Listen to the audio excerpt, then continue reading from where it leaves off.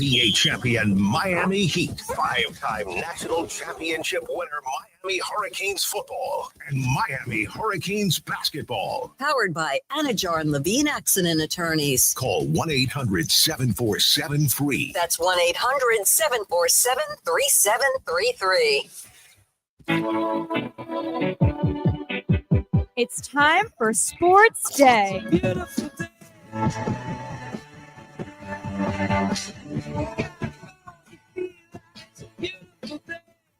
it up. It's Sports Day with Dan Day. Last night, one of the biggest nights this season for the Miami Heat. I don't know if that's a good thing or a bad thing. How you doing? I am Dan Day, along with my cousin Vladimir Lewisson. Tyler Hero at All-Star Weekend, San Francisco, California, wins the three-point competition. And I'm telling you, Vlad, it's one of the highlights of the season for the Heat, for better or for worse. It's a good thing. Pat Riley was out there cheering. Yeah, Tyler Hero looked ecstatic. Say they don't care about all that stuff. But Pat was out there, huh? Pat was out there. He was, yeah. You think he runs into...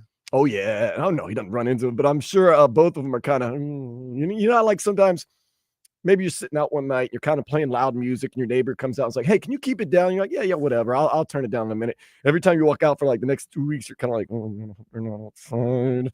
I think Pat and Jimmy both, they ain't scared. They just rather not deal with it. Gotcha. Pat's there. But that is one of the things. I'm trying to think of the highlights of this Heat season so far. Beating the Cavaliers at one point. That was a highlight. The Lakers beat them at home. We beat the Lakers by 40. All right. That's a good team. This three-point competition. And Khalil Ware. Khalil Ware having a that big month, game. that 2 weeks. That's pretty much it. Yeah, Tyler being an all-star and winning a three-point contest. Yeah. In a, what some would say, it was a great field, but these guys weren't really hitting. It was a lackluster three-point contest. Yeah, but still, it was a lot of fun. Tyler did win, and he beat Buddy Hield in the final. Yes, he did. Well, they had three finalists. Every day I have to just basically turn on, and I do enjoy them all. No, he did three. He had three finalists, but it seems like the rules change every year, so I can't keep up. Or was it three? I don't know. It was just I just know that Buddy Hield had the only chance of beating him, and he missed one of his money balls, sprinkle balls, or whatever you call them. Yeah, the now. Money balls, whatever they're called, every day, every year. But I'm all for sponsorship, so please. What's the name of the drink? That's a fake Sprite. Starry. Starry, yeah, the Starry ball. He missed the Starry balls, and that does not sound right anyway. So we're just gonna onward and upward. We have two new American heroes, by the way, too, Vlad. You need someone to represent because you know these colors don't run. Matthew Tkachuk, Brady Tkachuk, brothers in arms. I'm their third Tkachuk brother. Yeah, man. I'm Vladdy Tkachuk. I'm not touching you, bro, because you'll drop the gloves on me in a heartbeat. Out the gate, puck drops, ding ding. Matthew Tkachuk basically, without telling you the other night, when they said, how did you feel about some Canadians, apparently a majority of the Canadians in the crowd, booing the U.S. national anthem? I don't like it, and I'm going to leave it at that. He wasn't going to talk with his mouth. He's going to talk with his hands. So, all right, how do you think this goes, right? You think he's sharing a room with his brother, or they have separate hotel rooms? Oh, they're sharing a room, man. All right, so they said sharing a room. They both said, all right, look. Yeah, so this is a late night. Is this a conversation late night, or they just playing video games? Like, or they just back at home? And they were like, yo, all right, this is what we're going to do. The minute the puck drops, I'm setting it off. That's not how it goes. They're brothers. They got that link. I go first. That's all it said. That's all that was said. Well, he's older brother. He's going to go first. That's all he has to say. Oh, that's it. Big bro always goes first. And Brady said, all right, I got you. And then then little bro saw it. Big bro did. Little bro got jacked up. You saw Matthew Tkachuk coming out of the penalty box like, hell yeah, let's go. Let's go. You know who's more proud? Their father. Keith. Of course. I'm proud of him, to be honest. Even Grandma Tkachuk was proud. Oh, yeah. By the way, Grandma Tkachuk might have been happy. Oh, they got their ass kicked. Grandma's probably going to throw stuff on the ice. Yeah, the Canuckers got their ass kicked. Oh, you mother Canuckers. Dude, we're going to talk that you know what in the next segment, straight up. We're going to talk hood. We're going to talk hood. We're going to talk good. Well, relax. We still might have to face him in the final. I don't care. Yeah, I don't. You know, history has shown you mess with these colors, they don't run, and they've got a pretty good track record. It is this. And it's a nasty rivalry to begin with. No, but I loved it. I loved it. Oh, I mean, it was fantastic. But wait a minute. Hold on. Texts all night. Time out. Hold on. I'm getting texts all night. I get it. Hold on.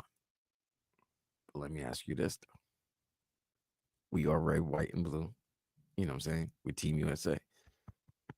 But Baby Kachuk went after Sam Bennett.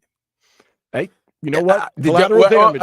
Collateral damage. Oh, so then because this ends next on Country Thursday. over club, Vlad. So after Thursday, is it still, you know what I'm saying? Then what happens? Country over club. Oh, wow. It's always country over club. Wow. Okay.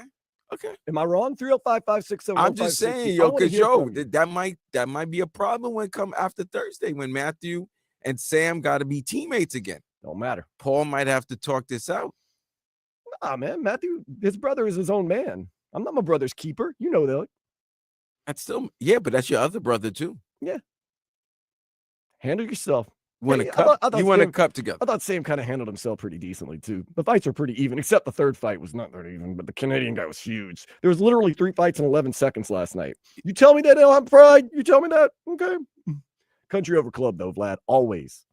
And I love my Panthers, but these colors don't run. I was so proud of them last night. But I'm getting texts all night long. Forget the NBA All-Star Weekend. This Four Nations face-off has it beat hands down. What a fast flying match they had last night between USA and Canada. Yeah, because all the best players were playing. It was fantastic. Fantastic. See my guy Tyler Hero knock down some threes, then watch the USA knock down some goals and wins. Yeah, and that's it. It was a boring sports night. Yeah. Other than unless you're a college basketball fan. College basketball was pretty hype yesterday. Bama Auburn was great. Got your alma mater playing right now. FAU taking on Temple. It's about to be 4-4 2 minutes into the game. I'm predicting 4-4, and I was wrong. Wrong off the bat, baby. Boom. 0 for 1. Okay, we're keeping score today. So far, Dan 0 for 1. Vlad, not on the score sheet yet, No. which is probably a better thing than me being 0 for 1. Nonetheless, let's get to some headlines. We got a big day ahead of us. We're going to talk about what the Kachuk brothers did for our country last night. Also, Daniel Solana going to be joining us. Inter Miami unofficial, official start this week, and we got a whole lot to get to. So let's go right now. Tyler Hero defeated Buddy Hield to win the NBA All-Star three-point shootout. He becomes just the 5th Heat player to do so, along with, you can obviously guess, Glenn Rice, Jason Capono, Oh, that's right, Capono and Duncan. Daquan Cook, Daquan won. James Jones. I knew Champ won.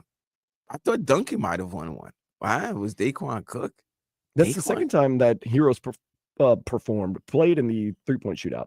First time he was eliminated in the Well, first round. shout out to Tyler, because if you know, He was happy. but if you know how he was playing, after he got announced as an all-star reserve, his three-point shot has gone down south. So the fact that he won this hopefully will be a good indicator that he might get out of his three-point shooting slump in the second half of the season. I start catching a little bit of a rhythm right there. But shout out to him, man. Hero going to be competing in the All-Star games tonight at 8 o'clock. So the first game will start at 8. It goes to 40. The second game to 40. Then the two winners of those games will play in a final at like 9:20.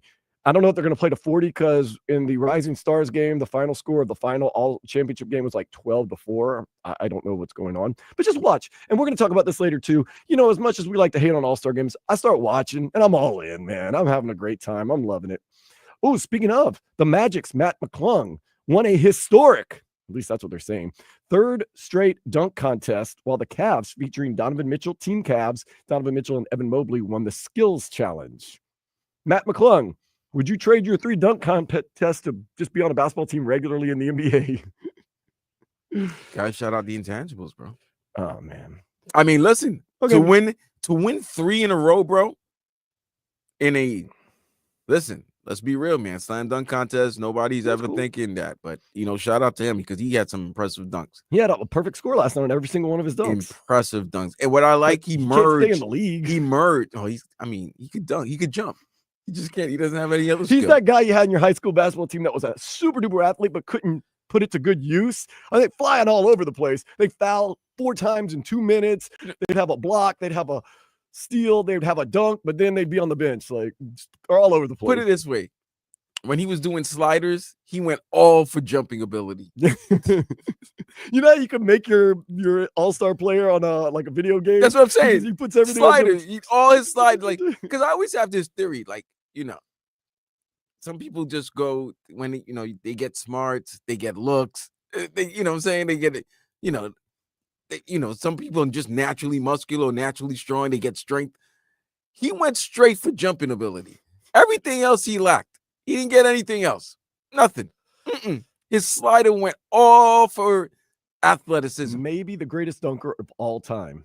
I mean, 3 straight dunk contest wins. Can't argue the facts. Greatest dunker, yes. Maybe. I'm lying. But no, he's not better than Vince.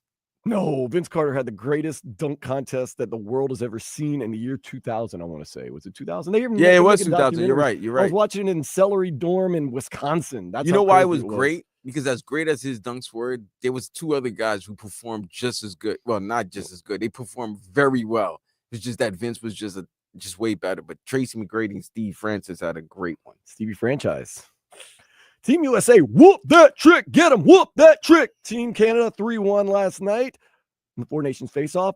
USA advances to the championship game on Thursday, but first they have a game tomorrow night in Boston against Sweden. They don't need a win. Nope. They're already advanced. It's just a formality. Sweden needs to beat the US and have one of the Canadians or Finland losing overtime. I think they need Finland to. Oh, no, losing regulation. Yeah. Regulation. Dolphins' new receivers coach, Robert Prince, who replaced previously fired Wes Welker, has interviewed for the Saints offensive coordinator position. Wait, what? Prince coached previous 3 seasons at the Cowboys. So he just got the job with the Dolphins and he's already... Could already be gone. Yo, if that happens, Mike McDaniel, what's going on, man? I mean, you can't pass up an offensive coordinator position. Absolutely not, but, you know. That could be a testament to Mike McDaniel hiring the best guy he could find, that he's so good that he never even coaches here. He automatically gets an offensive coordinator position. Seems to me everybody that is a coordinator for the Dolphins leaves and becomes a better... Now, remember, Robert Prince has experience with Kellen Moore, who's the Saints' new coach. He was a receivers coach at Boise State when Kellen Moore was a quarterback, and also they coached together 1 year at the Cowboys. Do you have to spin around? Does Mike McDaniel got to spin around the block and try to get Wes Welker back? Yeah, let's let bygones be bygones. Streets needed a body. I maybe 3 out there. You know what? Early. I get it. You break up with your boy, or your person, before Valentine's Day, and then you get back with them afterwards. You have to give him a gift, You fire him before Valentine's Day, and then you hire him after. Classic old 1-2, man. Around the holiday season, out, back in. Oh, I made a mistake. Come on. I made a mistake. But no, this is nasty work because you got to understand, we're in February. The combine's in another week and a half, right? Mm-hmm. And most of these positions right now are being filled or have been filled. Like everybody knows who the coaching pool is. The coaching, right? So what are we doing here? Mm-hmm. In other Dolphins news, following being cut, running back Raheem Mostert is being linked to the Carolina Panthers to replace Miles Sanders. So Raheem Mostert might find a new home in Carolina. The Marlins have reported for practice in spring training. It begins Saturday at 1 against the Cardinals. All right. Inter Miami begins CONCACAF Champions Cup play Tuesday at 8 in Kansas City versus Sporting KC. They will open MLS play Saturday at home against NYCFC at 2:30. If you just heard that sentence and you said that makes no sense at all to me, don't worry. Daniel Solana is going to be on later this hour. Wait. He's going to explain it. I already heard it. CONCACAF against KC. In against Sporting KC and KC on Tuesday, I'm sorry. And then Saturday, we're back home, Chase Stadium. MLS opener against NYCFC. 2:30. Yeah, that's not confusing. Okay. So some people it could be confusing. So we'll straighten it all out. Mm-hmm. Canes basketball team fell to Pitt 74-65. Next up, Florida State Wednesday at 9 in Tallahassee. The women's team, they play Florida State today at 2:00. Canes baseball team, they go for the sweep of Niagara today at noon. That game's just underway after they day. So far, so good. Canes baseball team.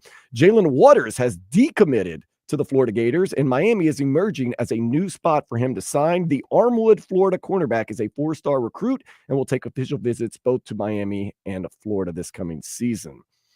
Daytona 500 is about to start. 1:30, Vlad. You ever been? No, would love it. Wanted to go. I want to say that one time I thought you had told me you had gone. I went to Homestead. Okay, so you had gone to I've gone to NASCAR, yeah. They say it's fantastic. It's awesome. Our guy Steven Gonzalez that works here at the radio station, seriously, like he said for him, the Daytona 500 and the Super Bowl are neck and neck. Well, he must be a diehard NASCAR. He is. But yeah, I'm a fan. But yeah, I would always. There's 2 spots I would go: Talladega and Daytona. I like the restrictor plates. Restrictor plates. Oh, with that being said, let's smile and take a step into the day spa. A 104-year-old woman in New York State celebrated her birthday, scratching off something on her bucket list, going to jail. How old is she? 104. She said never been to jail. She wanted to go. So for her birthday on 104, she went to jail, visited prison. First of all, that's been scratched off my quote unquote bucket list for a long time. But You know the things something she I wanna might have do. heard if she walked down a prison. Oh, I can imagine the joke. I don't care. You're 104. I got a joke. I got a joke. Like, Oh man. not fresh meat. but, Yeah. That's old bones. Yeah. That's You not know the way. what? I don't know. I don't know why in those. If 103 years you never wanted to do it, why the 104th year? Yeah, did she's you always decide? wanted to do it. She's just never been. You know what? If you haven't done it for 103 years, you could have gone another year. Not That's doing an odd bucket list wish. it. Yeesh. It's like, ooh, I've never severed a finger. Up next, though, we're going to talk a little bit about this USA-Canada rivalry that just keeps heating up and how our Kachuk brothers are our brothers right here in the US of A, here on 560 WQAM.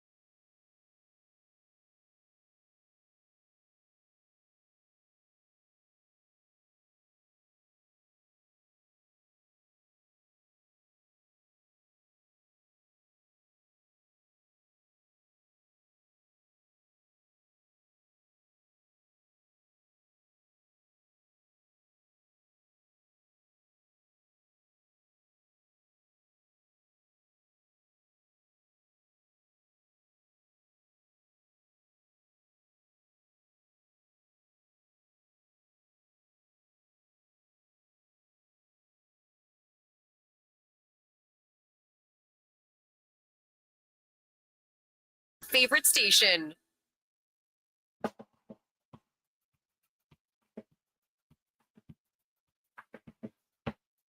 How can I love my favorite NHL player even more so? Matthew Tkachuk coming down here to the Panthers, leading them to 2 straight Stanley Cup Finals and winning it last year, now leading the team for a 3rd try at that Stanley Cup Finals and that championship. But he took a little break because he's got to represent for his country, USA, taking on some of the best players from around the world, Canada, Sweden, and Finland at the 4 Nations face-off. Took a little exception. I thought maybe I was the only one that got fired up about some Canadians the other day booing the national anthem because of whatever reason they wanted to boo, whether it's politics, whether it was they didn't like the team. They decided a sporting event was the right place to voice their displeasure with whatever they didn't like about the United States. Matthew Tkachuk kept it simple and said, I'm not going to talk with my mouth. I'm going to talk with my hands. And the gloves are off. Matthew Tkachuk and Brandon Hagel.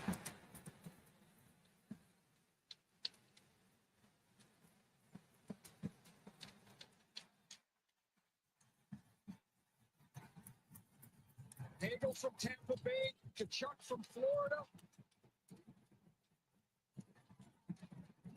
Did not see this coming.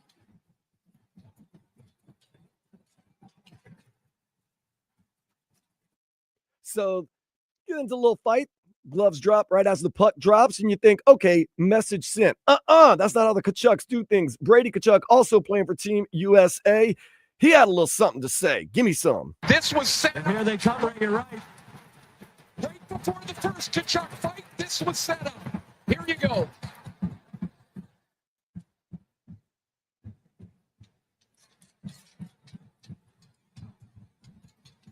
Bennett in the lineup for the first time. Brady gets the better of this one. So Sam Bennett, one of our Florida Panthers guys, we love you. Come on, when you come back, you're more than welcome. Back-to-back Tkachuk fights, and there's a 3rd fight after that, and the message is sent right now. There's bad blood between these 2 teams always, but especially kind of what happened the other night. USA goes on to win 3-1 in just a masterful game. I thought it was a lot of fun. I'll say this. Look, it's personal when you do something like that to someone's country. We talked about it last year, Vlad, when Jonnu Smith said, Buffalo sucks. Okay, you can say that. Their Buffalo wings, their food sucks too. Okay, there's a line you don't cross. Yeah, relax. Their Buffalo wings are some of the best. Yeah, I know. But I mean, you don't attack people's food. You don't attack people's flag. You don't attack people's national anthem. What's fun is fun. Look, I'm a Dolphins fan. I don't particularly like the Jets, but I know, Vlad, you're a Jets fan. There's lines I don't cross. I'm a Saints fan. I don't particularly like the Falcons. Once again, there's lines I don't cross. There's some things that you just, it's still sports. No, it's still sports. Like, you know what? I'm happy you brought that because it brings into something. Yesterday, I told you I went out, celebrated my boy's birthday, my people's birthday. And I said, hey, man, I'm going to be out there. You know, I'll be wearing the To All My Haters shirt. And I met a fan. I met a listener. Hell yeah. Shout out to Lee. Got me a drink. But like you told everybody to. And they did. So shout out to them. That's and a real one. He respected the fact that even though he knows my allegiance, he loves the fact I keep it fair and honest about the teams down here, which you should. You don't have to. We could take shots, jokes. We can crack jokes at each other. Jokes and pokes are fun. Good. Jokes and pokes are fun. But yeah, don't. I mean, come on. No disparaging. Nothing disparaging. Nothing out of line. Nothing. Right. You shouldn't do anything out of pocket. And the Tkachuk brothers took exception to it. You know what? I'm proud that they did. And they settled things on the ice the way you're supposed to settle things. But if you don't think that fight broke out because of what happened the night before, or 2 nights before, nah. I mean, the rivalry's nasty, but they wanted to set the tone like no more of this. Well, you have a feeling there's more than a good chance we're going to see them Thursday night. And we're going to say it like we say in the hood, Vlad. Thursday night. I know where I'm watching. Oh, you know what? Duffy's Implantation. That's where you're watching it. Yeah, it was Sabrina. Duffy's Implantation, Justin, Sabrina, Kyle, the regional manager, came and said, man, you guys are awesome, bro. I'm glad to have you back in the house. So yeah, Thursday, Duffy's Implantation. We're having a watch party, trivia night. It's going to be awesome. Come on out. Justin, Sabrina going to be serving it up. Whoo! Sean, the general manager, he's going to be there. But dude, it was great. It was great. It was great to see the Tkachuk brothers. It was great to see Matthew Tkachuk really.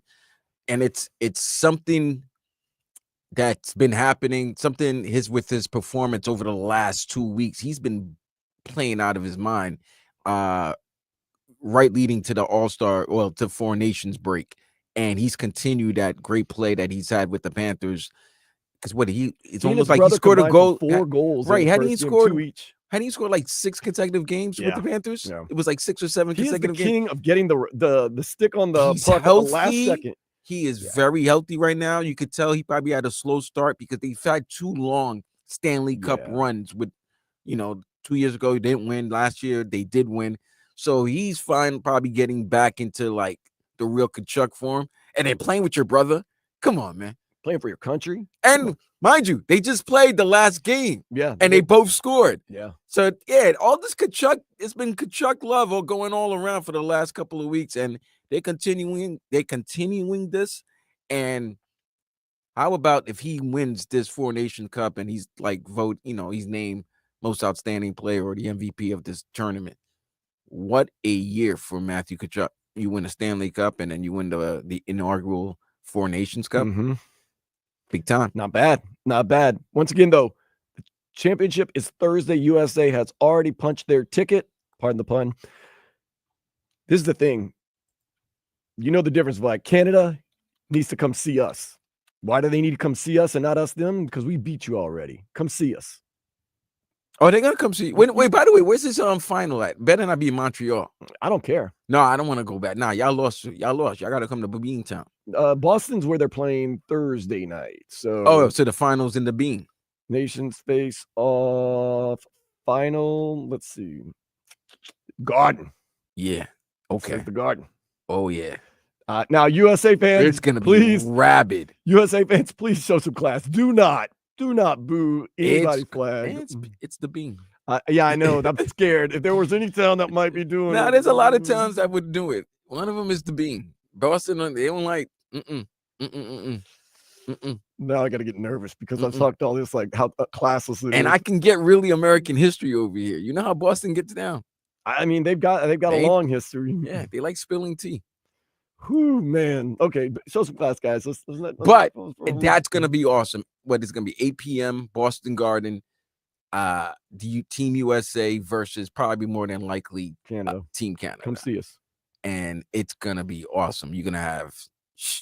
You saw 97 yesterday. 97 when he scored that first goal. I was like, this could be a long night. So what happens is the Tkachuk brothers are sitting in the penalty box for 5 minutes each. And Connor McDavid. By the way, deservedly so. Yeah, hell yeah. Take my penalty from my country. That's what you do. Color don't run. Take it, sit down. Connor McDavid does what he does, scores. You're like, oh. The rest of it, USA. Very physical game last night. Very fun. This Four Nations face-off has been great. It was as close as a playoff mentality that I've seen in a game. All the guys are saying it's as physical and as wild and fast as a playoff game. And here's what's going to happen now. After tonight's NBA All-Star game, or whatever their new format is, if it's not to people's liking, they're going to say it's time for NBA All-Star game, USA versus the world. Yeah, could be. We'll see. I'm into it all. I like it all. I enjoy it. And like I said, I'll talk a little bit of noise and be like, I don't know what the rules are. But once I get into it, I start watching. Like last year, I watched the whole entire All-Star game, and I loved every minute of it. So, listen, man, baseball got it right, too, with the World Baseball Classic. If you watch the World Baseball Classic, that is some intense baseball. It's like World And Series you're baseball. right. Country is always over club. Mm-hmm. Always. Yeah. It's not only in soccer, it's in every sport. Luka Doncic got a little trouble for that, but, it's okay. What? He said it was more important to win the NBA FIBA World basketball championship. But that's what they know. That's what they know. You got to understand what is always been relevant to them. For us, mind you, that in North America, we're the only place that our championships is world championships. Counts. And nobody says anything to us, and they have no right to. It really doesn't make a lot of sense. I'm not going to get into that Noah Lyles thing or whatever, the track and field guy. Yeah, I mean, he has a point. Because he said, look, I don't see how they could say they're world champions when we don't play the world. It's true. I understand the best athletes in the world play here. Yeah. They all come here. Nobody goes over there unless they got trying to make a buck. I Everybody understand comes the Super here. Bowl. I understand the Super Bowl because really most other countries don't play organized football American. So when saying you're world champs, okay, basketball, I do not totally understand why you could call yourself world champs when it is the most global sport we probably have. You can. They still do. You can. Baseball, that's also a little bit of a stretch because they play really good baseball in South Korea, Japan, Central America. And football don't even call themselves world champions. They just call themselves Super Bowl champs. Oh, they don't call them. Oh, I mean, they can, but that's because of the North America. Soccer, MLS is good about not claiming the world champ. No soccer, you can't. That's why you're just They a know European champ. You're They know the, better. Premier, La Liga, whatever your league is. That's what it is. But nonetheless, that was a great game last night. It's been an exciting tournament. But that sport, when you see all the all-stars together, they usually are playing for something. It's like, you know what I'm saying? All all-star games are just for fun and exhibition. Yeah. But if you give them a format where it's all-stars getting together to go against other all-stars in a competition, like country, yeah. Some people do like it though because it shows a different side of the player. They're not go, kill. Well, I'm talking about all-star games, not for these Four Nation face-off, but they like that because it shows a more human side, a more camaraderie side of the players. But sometimes, some people get a little irked when there's zero defense and guys are pulling up from the midcourt line and, stuff like that. But yeah, you put the USA on my chest. Yeah, you put another different. team's on their chest. Red, white, and blues when stripes. Yeah, It's stars and different, stripes man. on. It's different. It's different. That's one of those things. You're right. They did the old NFL films. They used to end it with world champs, with that voice, the voice of God. We got him. He does our pre and post. Well, he does our pregame show. I don't know about the postgame show. No, it's a new voice. That's no. The old voice of God. It's the NFL Films voice guy. Yeah, John Facenda, right? I don't know. I don't pay the guy. Yeah, he gets paid. Football. Yeah, I mean, do they really play football American in a lot of other countries? No, they don't. No, football. That's why they're the king of kings because they're their own entity. No, they do call themselves world champs, like they did in the NFL films, but most times it's really Super Bowl champs. Yeah, you know I do. In NBA and baseball, but in NBA, so you see world champ, 4-time world champion. I like to just say NBA champions and they're right. World Series champions. Just call them NBA. Yeah, NBA Finals MVP, NBA Finals, NBA champion. That's it. It's good to say NBA champion. We know the sport. We know you were the best of the best.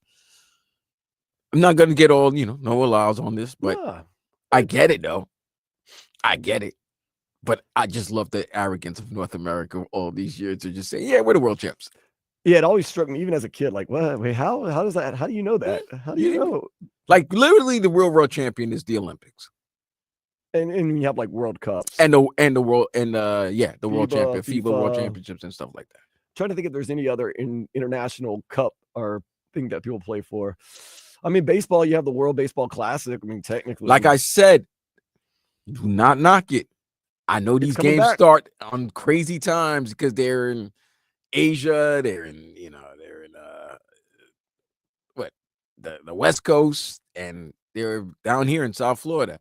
It's coming back. But when these games, listen, that Shohei versus Trout at bat, that was riveting. Legendary. That was riveting. Legendary. Is there a chance the Jacksonville Jaguars are eventually going to be the London Jaguars? There's a chance the Jacksonville Jaguars might trade Trevor Lawrence. I could see that easily happening. Yeah, I've heard rumors he might be going to, rumors with him going to Pittsburgh. That would be a good fit. That'd be a good fit. I like it. We got a new coach over there in Jacksonville. Maybe just new blood. That's a lot of money you gave that man. I still don't understand how, like, if we're going to expand any of our sports nationally, internationally, whatever, I still think Mexico City makes the most sense. Because it's still in a time zone that's in the United States. It's one of the largest cities in the world, so you would have an automatically built-in great fan base. There's tons of expats that already live there. Mexico City would make a lot. Not the travel wouldn't be that bad. You don't have to go across ponds or oceans or whatever you want to call it. 2 syllables, 1 word. Cartel. Is that the reason why? Did you watch Emilia Perez yet? Not yet. Oh man, that's a movie right there. Not yet. Okay. That's got cartel ties. Maybe they should have worked into Emilia Perez, Mexico City, getting a football team. It could have been even more exciting. But Yeah. Okay. So if that's the reason why, that's a dark reason why not to have a professional sports team there. Toronto, you're up. Toronto's a lot cleaner and a lot clearer. Oh man. So we'll see. We'll see. But yeah, world champions, interesting. This Four Nations face-off has been absolutely fantastic. The Kachuk brothers. And this is going to be what, every 2 years? Is the It's format? kind of weird. I think the NHL is kind of just seeing how it goes. I think they're trying to build towards a kind of World Cup of hockey. And I was asking Doug Plagans, our play-by-play guy, saying like, so are they going to do it every 4 years? He goes, I think once they get the formula right, if they start having a quote unquote World Cup and expanding it from 4 teams to more teams, Well, they they're got gonna do it. it every 2 years. I know that it's shocking I'm saying this, but I do have their name. But you got to include Russia. Yes, you do. Yeah, you I have to know. include I Russia. understand. I understand the whole. And once Yeah. again, this is we're not us trying to be like that, but yeah, you want the best of the best. Because I would have loved to see like Kachuk versus Sergey. Yeah, you got to include Ryan everybody. Hart. I want everybody included. Now, I mean, Bennett. how you get that to work, that's your business, NHL. I trust that you'll find a way to do it the right way that, satisfies a lot of everything, but I would love it. I mean, if it's anything like this Four Nations face-off, if they can get a World Cup of hockey every 2 or 4 years, I am all in on that, man, because it has been just great. You know what I also like? If they change the location, next time it should be at the Garden. And then the other one should be in Toronto. Okay. Yeah, they should bounce it around, man. They should bounce it They around. should bounce. I mean, of course, they're always going to probably have it here in North America simply because NHL is driving most of it. Well, it's easier and NHL is driving most of it. right. You want to televise it. Yeah, why would they want to go play? You can't play in the West Coast because of the fact that the time difference would really mess up everybody. Yeah, well, that's going to mess up. But yeah. Oh, man, I'm just so proud of the Kachuk brothers. When they got to do when it. I saw what they did immediately, I said, Look, I listen. hate to be like this. Made me proud to be an American. It sounds crazy. But made me Man, proud to be an American. I love, and this is what I loved about it, right? Before we go to break, in other, like in hockey games, like real hockey games, when a fight's about to begin. He's like, Third line is out there. why is this fourth line out here all of a sudden? Who are these no-namers at the Why beginning of there's the like game? 4 goons on the ice right now? You just know out the gate. That's not the starting lineup. Not this one. This is all-star. These are the best of the best. And Matthew and Brady were like, Matthew's like, all right, the minute the puck drops, I'm dropping the gloves. It's about to begin. And little brother's like, yeah. Little brothers always, they're just full of energy. And then after he saw his big bro throw down, and that Canadian fight, he was fighting too. They were good. They were good. That was a good fisticuff.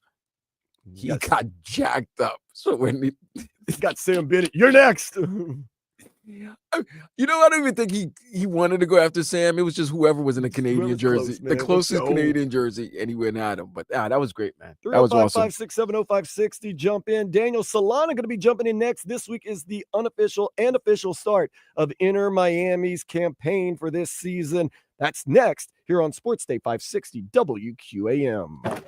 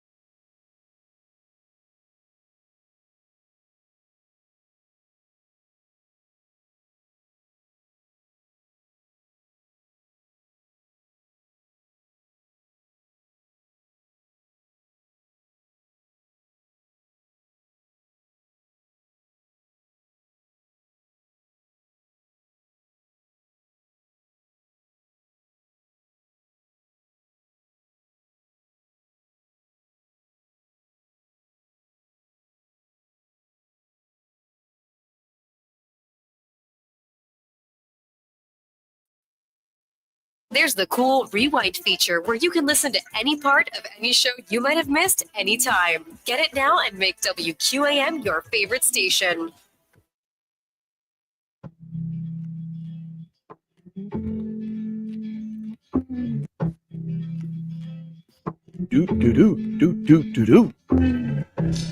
So excited about what's going on with the Four Nations face-off. We got the All-Star Weekend happening, and this week is the unofficial/official start to MLS and Inter Miami's season. So bringing in my dude Daniel Solana to bring it all in.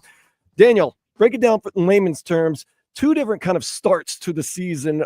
Tuesday is the CONCACAF Champions Cup, and then Saturday is the beginning of the MLS season. First and foremost, kind of break down, like I said in layman's term, what does CONCACAF Champions Cup mean for Inter Miami and for their fans? Yeah, so CONCACAF Champions Cup is essentially like the Champions League of the CONCACAF division. So essentially what you're going to see are kind of like the Copa Libertadores, like how they play in South America. So, this is the start of the international tournament. There's going to be some MLS teams. There's also some teams from Mexico, from Central America. If Inter Miami gets through to the next round, just like you said, Dan, they kick off on Tuesday against Sporting Kansas City. It's a two-leg matchup where they'll play the first leg in Kansas City in what looks like is going to be 0-degree weather and some snow. And then the second leg will be played in Fort Lauderdale at Chase Stadium next week. And the winner of that will take on Jamaican team, and if I get their name correct, Cavalier FC. So the winner of that series will take on Jamaican team Cavalier FC in the next round of the CONCACAF Champions League, which I think is fantastic. Seeing Messi and Suarez and Busquets and Alba play in Jamaica would be fantastic. The 0-degree weather scares me. Does Messi and Suarez and Alba, do they have experience in cold weather? Should this not be a factor, or is this going to be a factor? I think it's going to be a little bit of a factor. Obviously, 0-degree weather is very, very cold. But these guys have been playing in Europe for many, many years. Suarez played in Liverpool. It gets cold over there in England. It's 0 degrees, Daniel. Yeah, but hey, these guys have played in all different types of weathers. They've played in altitude. So, I think it'll be a factor. I just don't think it's going to be as big a factor as what a lot of folks are making it out to be, considering, it's not just Inter Miami that has to play in the snow. It also is Sporting Kansas City. So I understand they might be a little bit more used to it. I would think they're more familiar with it. Yeah, they're more familiar with it. Like, if you talk, this is an interesting leg because you're talking about this Tuesday, 0-degree weather and possible snow. And then the following week, it's probably going to be 82 degrees. And then Saturday they play here at Chase Stadium. Right, but then they play the second leg of this matchup at Chase Stadium. It's probably going to be 82 degrees. Like there's an 80-degree difference in the week that they're playing. I think Sporting KC will have the advantage. I think they're used to playing in this type of environment and this type of cold. And remember, these guys are old. Old don't like cold. Like they like the warm weather so that their bones and their muscles are, Dolphins players are all young and they can't win in the cold either. So, young or cold, young or old, I don't think the cold really matters. Yeah, I understand what you're saying, Vlad, but hey, I've played in the cold weather and it's tough, but hey, it's doable. It's doable. And I think these guys are absolute professionals. They've played in the cold weather before. Will it affect them? Yes. I'm not going to be crazy and say, hey, there's not going to be any effect. There will be some sort of crazy weather effect, and we still have to wait and see if they're going to play it, because if it snows that bad in Kansas City, they might not even play the game on Tuesday. They might move it out. So we're going to have to wait. They're not going to play it. Come on, are you kidding me? Those 38-year-old superstars, they're not playing that frozen tundra of Sporting KC. Get out of here. But if they get through it, then it's fun in the sun here in South Florida and Jamaica. Man, please. They're not playing that beat. Man, get out of here. So MLS season starts this Saturday, 2:30, right down the road at Chase Stadium. It's going to be NYCFC, a formidable opponent. Kind of explain, Daniel, what to expect in that, and kind of what does that mean, the beginning of the MLS season, for someone that's maybe a very, very casual soccer / Inter Miami fan? Yeah, so the beginning of MLS season is essentially like week one of college football or week one of the NFL. You're going to have all sorts of games this weekend. A lot of teams are going to be playing. Inter Miami kicks off, like Dan said, on Saturday, if I'm not mistaken, at 3:30 in the afternoon over at Chase Stadium. They play New York City FC, who was in the playoffs last year. They just lost one of their best players, Santi Rodriguez, to Botafogo in the Brazilian league. So they'll be missing one of their better players in that matchup against Inter Miami. But look, Inter Miami is coming off of a preseason where they were undefeated. They tied their last match on Valentine's Day on Friday against a rival. And I know a lot of folks said preseason doesn't matter, but a rivalry game always matters. And I think the fact that they played that rivalry game is huge because it allows the players to get into the MLS space and to get into the mind frame of playing some of these teams that they're going to be playing against, because prior to that, they played a couple Central American teams and a team from South America. So they need to get into the rhythm of playing against the competition that they're going to be playing against week in and week out. So this is week one of 34 games that Inter Miami will play this season for the MLS Cup. They're also, as Dan mentioned, they play CONCACAF Champions League. They'll also be playing Leagues Cup. And then Inter Miami, too, their MLS Next Pro team, is going to be playing the U.S. Open Cup this year. So Inter Miami is full of tournaments, of games this season. And we still haven't even mentioned the Club World Cup, which they're going to at least be participating in 3 games. So it is going to be an absolute slobber knocker of a year for Inter Miami in terms of games, in terms of tournaments, in terms of cups. Oh, yes. Dan Solana went Jim Ross on a slobber knocker. Okay, I got it. I like it. By the way, do you think really Orlando City is really Inter Miami's rival? Don't start with me. Stop. You know I'm fired up today because it's the USA Canada thing. Yeah, okay. You start talking about Orlando City. You start talking about now it's club. Now this is not about country. This is about club. And do you really consider them a rival? It's a derby. Yeah. Okay. Absolutely. I mean, I think it's a little bit of a forced derby, obviously, because they're both within the state, so it's your state rival, and you always want to, beat your state rival. But if you're really thinking about maybe bigger rivalries, maybe until last year I would have said Nashville, just because you had played them so many times. You beat them in the Leagues Cup final. I would have said maybe Nashville, but really at the end of the day, I think Inter Miami's derby has to be Orlando City. And just coming, seeing how the game started off last week, Orlando City came out to play, fellas. Orlando City came out to play, and Inter Miami didn't back down. I thought it was a fantastic first half until the subs came in, and then the game kind of went down a little bit. What is the best rivalry in interstate in South Florida?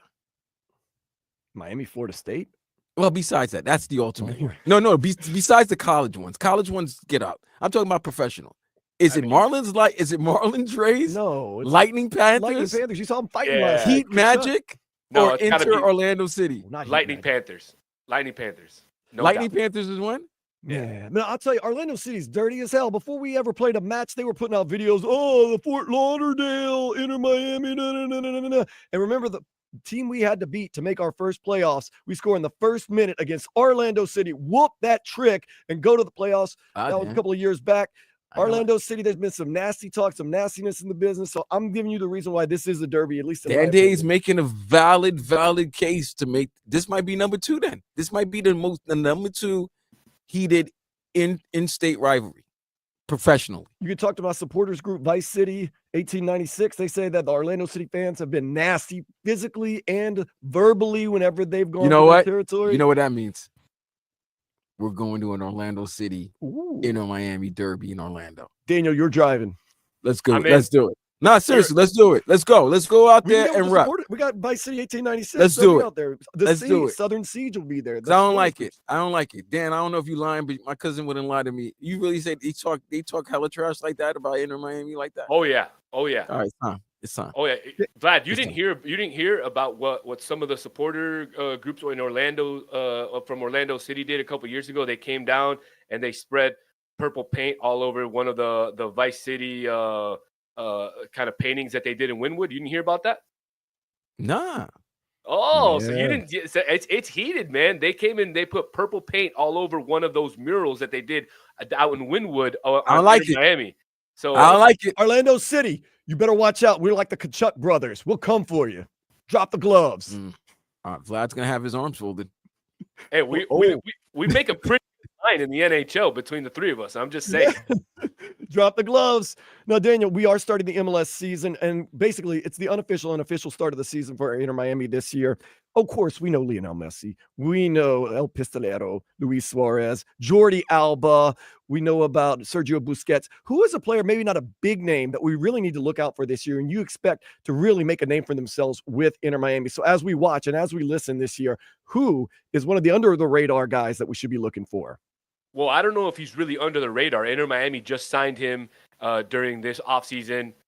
Young Venezuelan international, Telasco Segovia. He got his first start for Inter Miami against Orlando City. I thought he was fantastic during the game. He showed that he has excellent talent, great movement, beautiful vision on the field. He just needs a little bit more time to mesh and get some chemistry with his teammates. Another young guy who I really, really am excited for once they finally announce his signing and they bring him in is Allen Obando, the Ecuadorian striker from Barcelona Sporting Club. He's 18 years old. They say he's the next best thing coming out of Ecuador. Ecuadorians have some fantastic soccer, and he's really one guy who I'm really excited about. He's going to come over to back up Suarez, and I mean, we need a backup nine. We need, especially now that Campana is gone. And really, I think Obando could be a lot better than what Campana was for Inter Miami. So those are my two kind of who to watch for or young players to watch for during this Inter Miami season. Daniel Solano, let's keep the controversy going. You've said it a bunch of times. Does Drake Callender finish as the starting goalkeeper for this team this season? I don't even think he starts as a starting goalkeeper. Ooh. So you don't see him starting Tuesday? No, absolutely not. I think Ustadi is a starter. Me personally, I think it's a little weird how Drake has apparently been practicing, but he's been hurt. A lot of rumors are that he had some sort of adductor injury, something to his quad. But we've seen him in videos out on the practice field with the goalkeepers. Maybe he's not doing full work, but he didn't travel with the team over to Tampa Bay to play the game against Orlando City. And to be honest with you, I don't know how he can start, Vlad. He hasn't played 1 minute this offseason. Ustadi has basically played all the minutes except for a few that Rocco Novo has played. So at the end of the day, Ustadi to me is your number one guy. And at this point, you need to be looking for a trade or you need to be looking for a loan or something for Drake Callender. Yeah, but you're also looking at this, Daniel, and I hate to say it, the core, especially with Ustadi, you've got a core of a very old team. Is that going to be something we need to worry about towards the end of the season and maybe in the postseason? Oh, not at all. Not at all. Not at all. Because this team has reinforced itself with a lot of young players. Like I said, Telasco Segovia, Alan Obando, Tadeo Allende, who's in his 20s, and he's very good. You also have Federico Redondo in the midfielder. You have Yannick Bright in the midfield. You have Noah Allen, who has played a fantastic preseason, and he showed he can now play both left center back and left back. You brought in another player who's in his mid-20s to late 20s, Maxi Falcon, who's going to be fantastic as a center back. So absolutely not. I think this team has all the pieces that they need in order to be successful this season. I said on an earlier show this week that I was on, I think the minimum has to be to win 2 cups. Any 2 cups. 2 cups. Is there a possibility? What is the chance that we get a treble or, you know what I say, winning them all or winning a bunch of cups? A brace? You were going to... You might win 2. You might win 2. Personally, I think Inter Miami has to aim for the MLS Cup. That's got to be one. That's got to be one. And then 2, obviously the Supporters Shield would be nice because then you can host all the games in the playoffs. But okay, again, looking back at last year, the Supporters Shield, although it's great for the supporters to have and to take pictures with, it doesn't mean anything if you're not hosting up the MLS trophy at the end of the year. And that's really, unfortunately, as much as I disagree with it, that's really what you have to focus on and aim for is lifting up that MLS Cup. And the other trophy that I think that they really are going to focus on is that CONCACAF Champions League. I think that, getting that CONCACAF Champions League will give them that international trophy that they've longed for. That's not the Leagues Cup. Of course, one of the tournaments that has been vastly criticized by a lot of people because they don't like it. But this year, I'm loving it, boys. I'm loving it because Inter Miami is not playing any MLS teams, and they only get to play 3 Mexican teams, and I think it's going to be a lot of fun. Let me have you 2 quick questions. One, with all the transfers that you've seen with the MLS, as you've seen players from players going to other clubs, other countries and playing, and MLS getting other players from other clubs. What do you think about that? The transfer period, and how is that a great thing? The way that we're basically importing, and exporting players from other clubs and other, federal other leagues. And second, Man City has no shot at Real Madrid next week in Champions League. I'm going to go with 2. I'm going to go with number 2 first because number 2 is easy. I agree, Vlad. There's something about the Santiago Bernabeu where for Champions League nights, it's a special atmosphere. I think the fact that they lost the first leg at home at the Etihad really puts them in a really deep hole, and they haven't looked good except for yesterday. They did win yesterday. They were playing against, I don't even remember. That's who they were playing against. But I agree with you, Vlad. I think Real Madrid takes it over Man City. Unfortunately, Real Madrid didn't play well this weekend. They tied, as if I remember correctly. But Champions League is just different, and for some reason, Real Madrid has Champions League DNA. Now, going back to your first question that you asked me, do I think it's fantastic, or what do I think about how MLS is buying and selling players from different leagues? I think it's great. I think MLS needs to become a selling league in order to then be able to up the cap space, give teams a little bit more spending money so that they can also become a buying league. We've seen them spend a lot of money this transfer window on a lot of players. Some of those I've questioned, a lot, like Atlanta signing of Latela.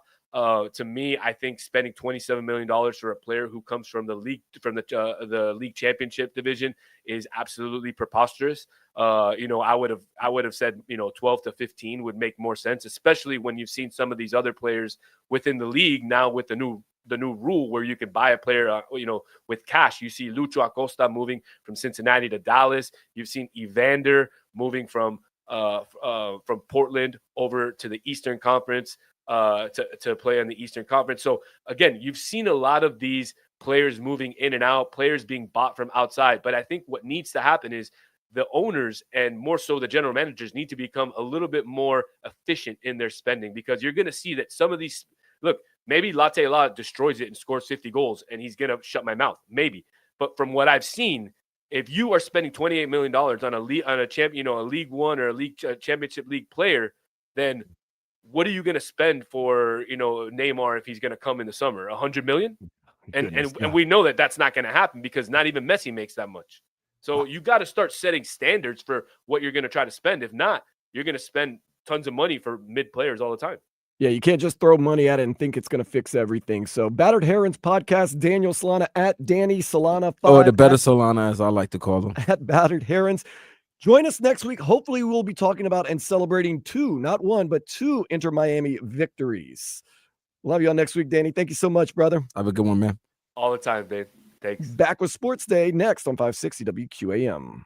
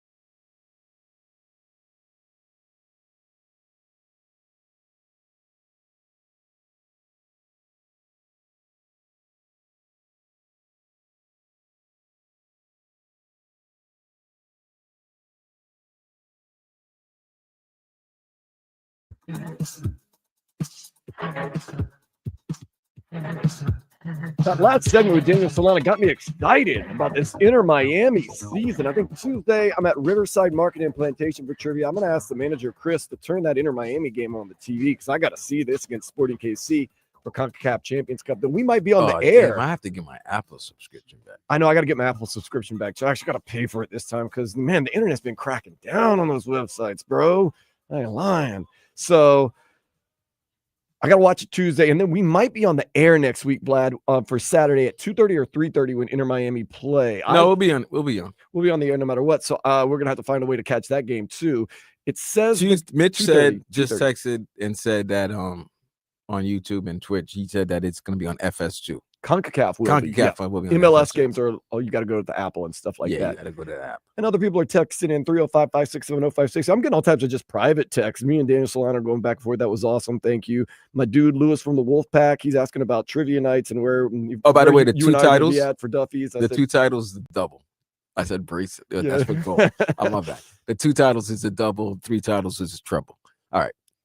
Thursday, yes. Lewis from the Wolfpack, he's saying, what nights are you doing Duffy's? You and Vlad talking about going? I said Thursdays. I'll be there Friday also. Just come to Duffy's on the weekends. We'll be there. You know how that is. Mike. I'm only there if Sabrina's there. Okay. Then it's Thursday. She was there Friday, though, so you could have come by on Valentine's. You could have texted. You say, I know, man. Girl's here.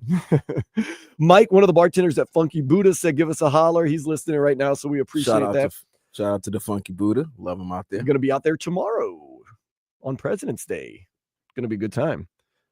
305-567-0560. 954 text in. Headers should be fun. 954 at 0 degrees. The ball is hard as a rock. Yeah. It's going to be a fun game to see those guys because those joints, man, the cold. They're old, man. Me at 22, my joints didn't bother me. Ayo, fam. Now that I'm older, I feel a little bit more. I'm still young, man. I'm still moving. Let me tell you this. When I woke up this morning, great. You know why? It was 80 degrees. Warmth. Great feeling. You know what's not good? Freezing weather. Anything below 30 degrees. That's cold. You ever get up when it's... Yeah. So you never live... No, you did live in the cold a little bit. Did I? Yeah, you live in the... You ever get up in the morning and it's so effing cold? Can't like, breathe? you can't... Like, yo, you... Your eyes start You really freezing up? can't get your day going yet. Like, you're everything's just... Like, you're stuck. Everything's slow-mo. You're like Kyle Anderson. Everything's slow-mo. I always think it's so cute and funny when you meet somebody down here in South Florida. I like the cold weather. No, I you don't. prefer it. You lie. You've lived your whole life here, haven't you? Yeah, but I like cold weather. You lie. You don't. You're so naive.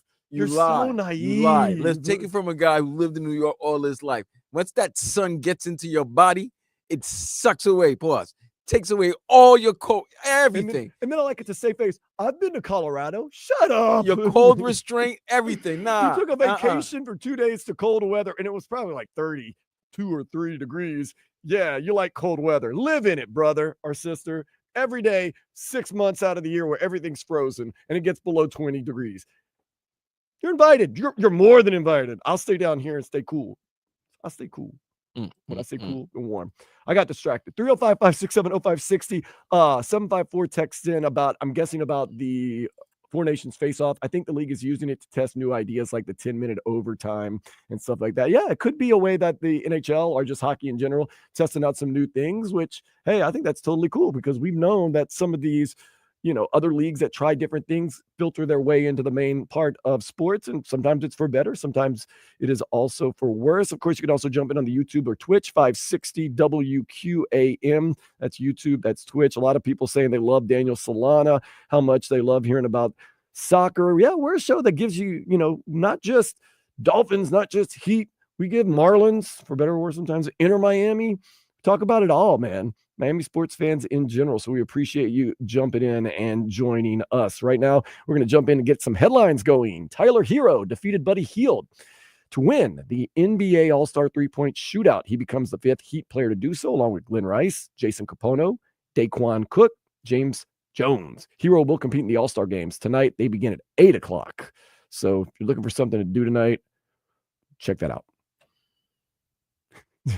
Waiting for you, Vlad. No, I'm really trying to figure out if there's anything other to do. There really isn't. There isn't. Well, see, this is the thing, right? this is why the NBA stinks right now. For this only simple reason. I love everything about the NBA. I'm not about the ratings are down or anything like that. This is the only reason why I'm upset with the All-Star game. There's no lie to give to your girl. Like the All-Star game is not that exciting that if she really wants to do something, you might as well just do it. It's like there's nothing. No, I don't want to see Bron's only gonna play 3 minutes. Maybe Tyler Hero. I don't care about this new format. It's a quick game to 40. First to 40. Yeah, you want to watch something? Maybe let's do it. To me, it's anticlimactic, and I don't know when you used to play 21 and stuff like that. Sometimes you couldn't end on a free throw. You had to hit a. That's great, but that's when you're playing 1-on-1. Now, no. It's 21. You can play with multiple people. No, you can't. Not 20. Wait, 21? 21. No, 21. If you're playing a game to 21, no, yes. You're playing the game 21. Yeah, you can't play with people. Where you make a basket, you get 3 free throws, you make it. You right. No, I understand that, but you're not playing as a team. You're playing for yourself. Right. Well, yeah, but it's more than just one-on-one basketball. It's right. One-on everyone. Is that what you want to see? I mean, I just don't like. It's anticlimactic to see a quote-unquote game end with a free throw.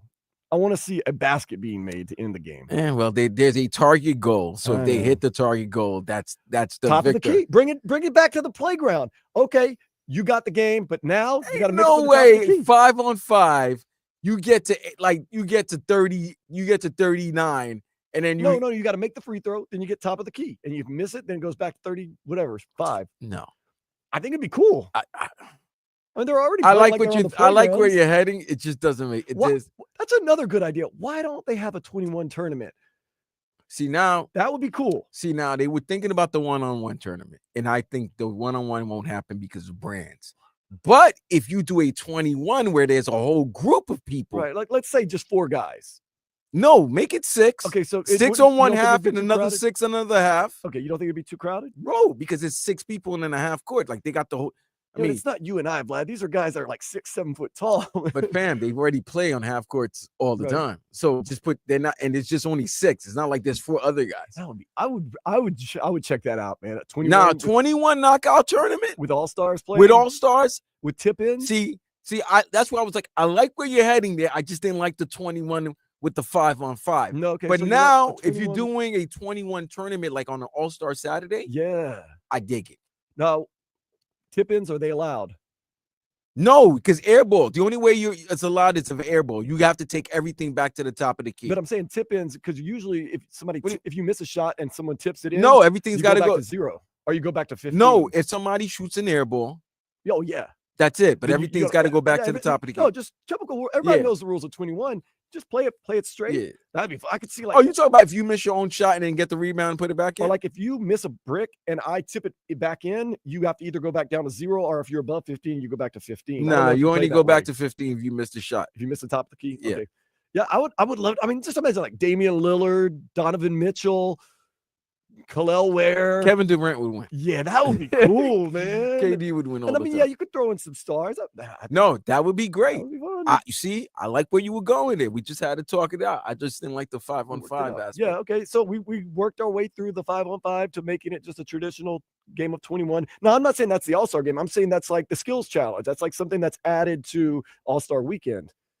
Okay. Can somebody explain to me what Chris Paul and the San Antonio Spurs did yesterday? They thought that they could circumvent rules during the skills challenge, him and Wemby, and the NBA just stepped in and said, nah, you can't do that. I think they skipped some obstacles, and then you're not supposed to finish on a dunk, and Wemby dunked it, and they thought that since it was kind of unwritten, they could do it, and the NBA was just like, this is a skills challenge. It don't matter. You're out. You're suspended or whatever. You're out of the tournament. You only can trust Cliff Paul. You can't trust Chris Paul. No, never. Speaking of the All-Star weekend, Matt McClung won his 3rd straight dunk contest. Cavs did win that skills challenge with Donovan Mitchell and Evan Mobley. Okay. So it's a very East Coast centric All-Star weekend. Orlando won the dunk contest, Tyler Hero 3-point contest. So Florida won that.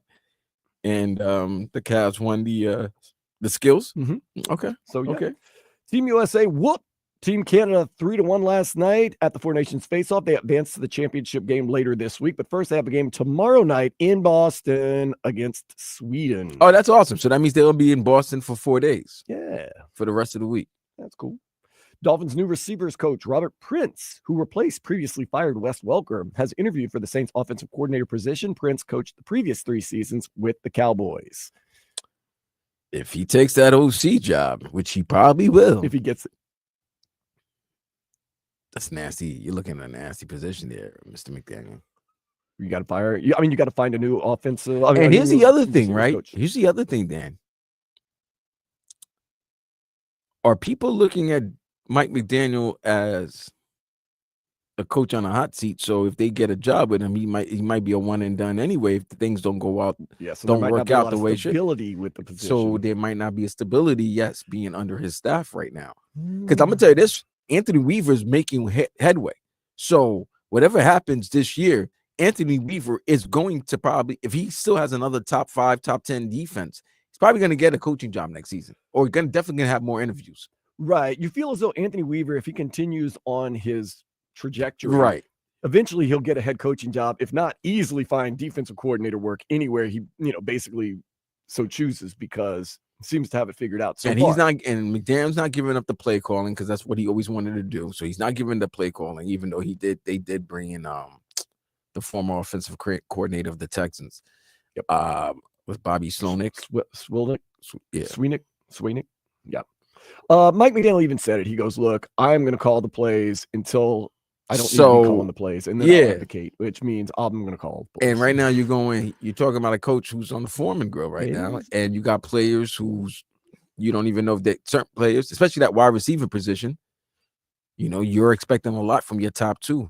You're talking comeback seasons, not comeback, but bounce back seasons for both Jalen Waddle and Tyreek Hill. They're both paid very handsomely.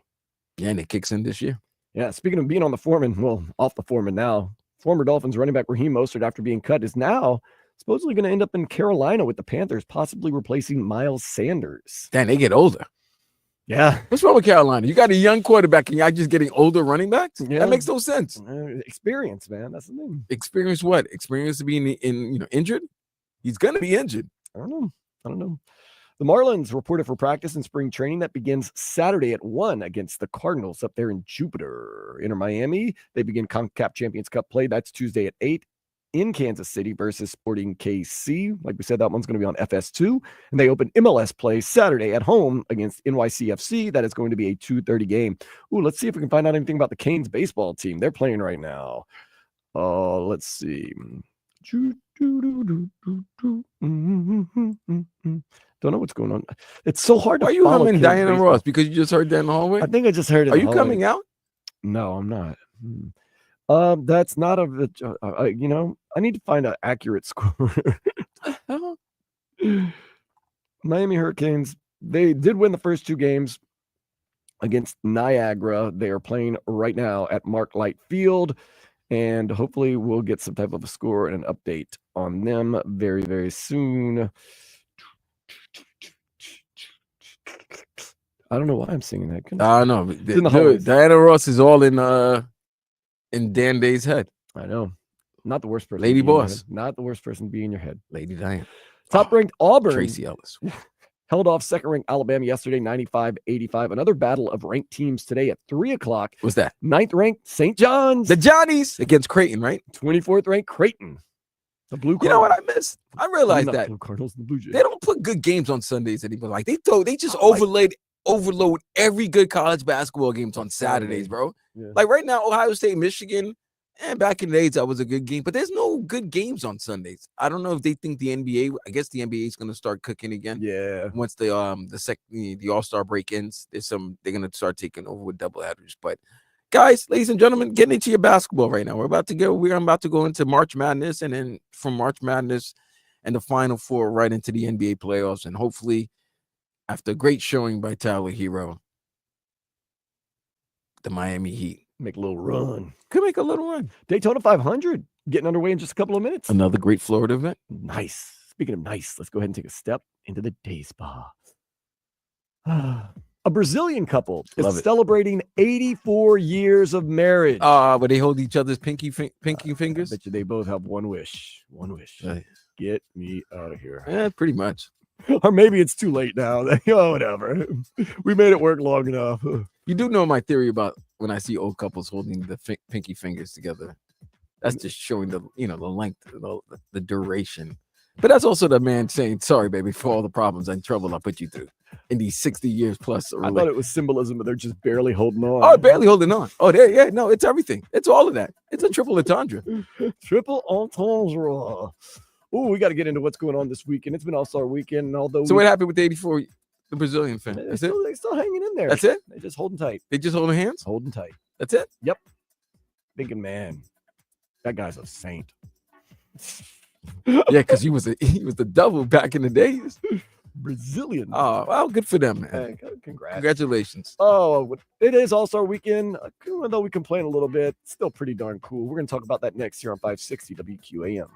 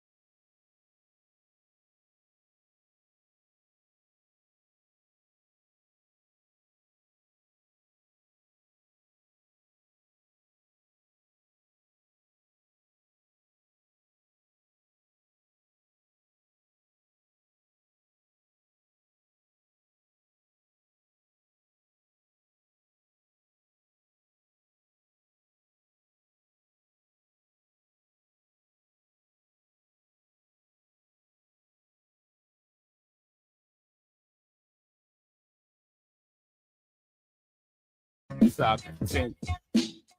So apparently, Vlad, you and I are the only people in the building today, and there's another event, and maybe someone's no-showing this event that's outside the building, and I'm having to run around the parking lot looking for people and if certain vehicles from the radio station are still here. So if you're watching online, Wait, I what? look a little disheveled. It's because I've been running around the parking lot of this building for the past couple of minutes.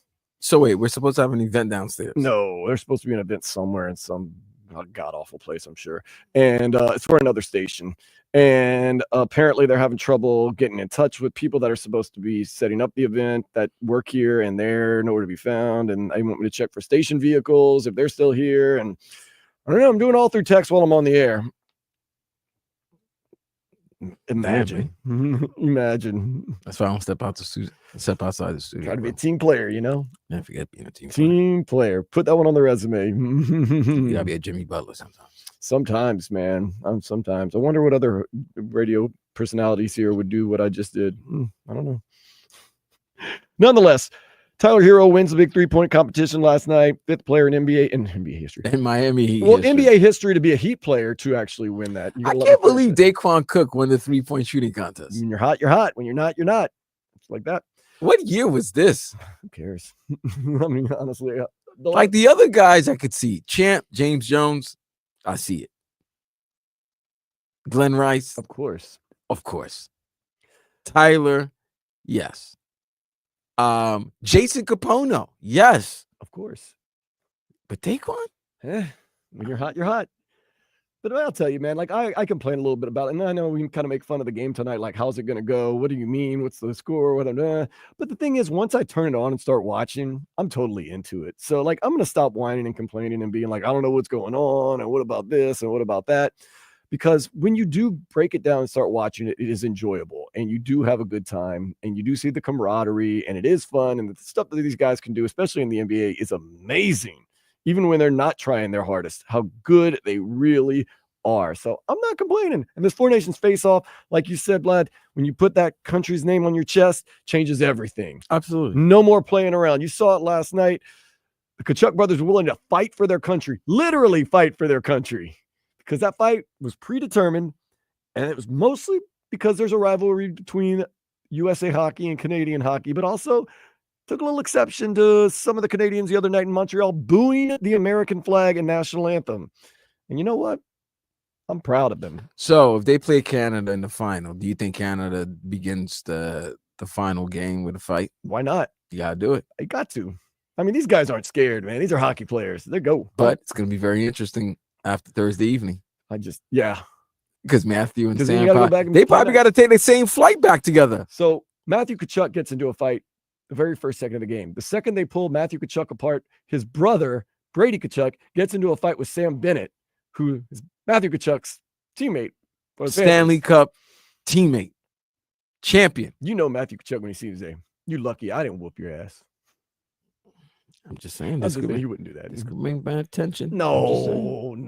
I'm just saying. What happens with the club is what happens with the country is with the country. What happens with the club is with the club. I'm just saying. Okay, that's all good. But once February 25th comes, they'll be fine. Or February 22nd, they'll be back. It'll be back. Yeah. Okay. We'll see. Paul Maurice has got this. Panthers have been fantastic. I'm just saying. I'm also thinking, maybe you could fight anybody, just not maybe my teammates. I think Brady just got so fired up. The first guy that was close to him, he just went after him. I know, Nick T, they discussed fighting before a puck drop, but even if they did discuss, Matthew would have to say, look, if you're going to go against Sam, like, don't F him up or don't beat him up. Like, that's my teammate still. But you can't go after Sidney Crosby. Who cares about Sid the Kid? Go after Connor McDavid. Don't go after your Stanley Cup champion teammate. There's unwritten rules in hockey. Well, don't have your little brother go after your Stanley Cup champion teammate. Well, you can't tell your little brother to take it easy. He's your little brother. Yeah. Someone to take it easy in a fight, you can get your ass whooped. No, that's why I say, you're right. That is true. Absolutely. You're right. So that's why you don't So that's why you don't go after your teammate. You go after Sidney Crosby. I think you just start seeing red and you just grab somebody and start going, man. That's kind of how fights happen. Well, he saw red, white, and blue, clearly. But what I'm saying is, that's all great. Once Thursday evening at 11:15 ends and they're hosting whatever trophy they need to hoist, then he's back to being Florida Panther teammates. What's in the past is in the past. It's not gonna be in the past because they know it's gonna happen But again these are Thursday guys who evening. get in fights all the time. I mean, these are guys that fight, man. It's part of their game. Like, it's not like always a super personal thing. Dan, let me ask you this, bro. Say something. You and I, we're teammates, right? Right? Okay. We're cousins Yeah. and we're teammates.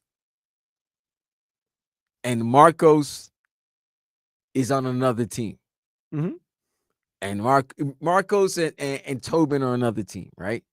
But Marcos is also your boy, right? Yeah. Right? Wouldn't you tell me, hey, Vlad, when we play against Marcos and Tobin, don't go after Marcos, but definitely go after Tobin. That's it, man. Those are my dudes, man. Those are, okay, Whatever that's what I'm happens, saying. happens. Like, What you're not happens, gonna, happens. you keep saying you can't forget. Thank you, Nick T. They forgot the Fifth Nation, Panthers Nation. I can't go like it's tough. It's tough. I would not have my brother or especially a family member go after a teammate. That's gonna be awkward. It's gonna be awkward. What happens in June when Matthews is holding up the Stanley Cup again and Brady's there and they're all taking pictures and then Sam is right there. It's like I didn't get over what you did at the Four Nations. It's called hugging it out, man. Ain't about no hugging it out, bro. Ain't about hugging it out. I loved it. Don't get it twisted. I loved it. I love every part of it. I just don't want any dissension within the Florida Panthers. I like when the guys, like the third fight, obviously the guy from the United States was outmatched size-wise and In experience. the third fight? Yeah. Why not? I like the guys that say, you know what? I don't give a damn. No. going. That's one of the few times you can get your ass beat, but you're gonna get all the respect in the world because you were expected to get your ass beat, but you didn't back down. I like it. That was a good ass whooping. Most ass whoopings aren't good, but he got a good ass. And I've whooping. never gotten into a fight on the ice, so I don't know how bruised up and banged up. I saw Youngblood. I saw the movie Youngblood. Didn't want to do it. I don't know how like I said, I'm sure these guys know, but like how good you can land punches on the ice. I've seen some guys get pretty beat up though. So Still Youngblood. It doesn't matter how beautiful Elizabeth Shue is. Not doing it. Not doing it. Nothing. Dude, to fight on the ice, if you get cracked, boom. Man. Yeah. Like you got a helmet on. Yeah, you better. Well, I know we cited who did it last year? Lamborghini. He got a guy on one punch last year. I can't remember what game it was. The guy was bigger than him. And like Doug's like, it's over. Oh man, he got the better end of that one. What about Kempy? Rimpy? I'm Rimpy, my bad. My guy Mac, yeah. Well, how's he doing Rimpy? this year? I haven't seen enough fights from him this year. Well, because he's always in the they always send him down. But every time he's back up, he's always in the penalty box. That's the game. He's a goon. That man knows only two locations of residence: his home and the penalty box. That's a nice place to be, man. That's always he's always at. But seriously, you don't want to fight a 6'7" guy like that who just eats punches. No. That's the funny thing. You can fight a big guy, but if he's got a glass jaw, you're all right. If you fight a big guy that has a rimpy jaw that can eat punches in his punch truck, you're in a lot of trouble. Oh, because they're not looking to bob and weave. They're looking to just get in on you. You ever done that? You ever thrown your best punch? Oh, and it wasn't enough. Oh, you put everything in it. That's a bad feeling, bro. Oh, that's man. a bad feeling. Because some guys, they're you can like just a little flash of a girl. Well, I've never, but I'm saying some people that fight. I'm saying there's women that MMA fight and stuff like that. But sometimes you just butterfly tap someone and they're just so freaked out they got punched, and you're like, oh man, this is going to be easy. Then every once in a while you really light someone up and they're like, all right. You're like, I start backing up. What if they eat your punch and they said, that's all you got? Yeah, that happens. Oh, that boy. happens. That happens. That's when you start being like, okay, weapons. No, weapons. That's when you go, okay. No, that's weapons. Maybe we all got a little out of hand. Weapons. You can't. There's no talking back after you threw the punch. No, you just got to keep going. There's no taking it back. No, keep going. Well, if you keep going, he's just eating those punches, or you in big trouble. Yeah, I know. You got to take a chair. WWE You style. got man. WWE style. You got to take a chair.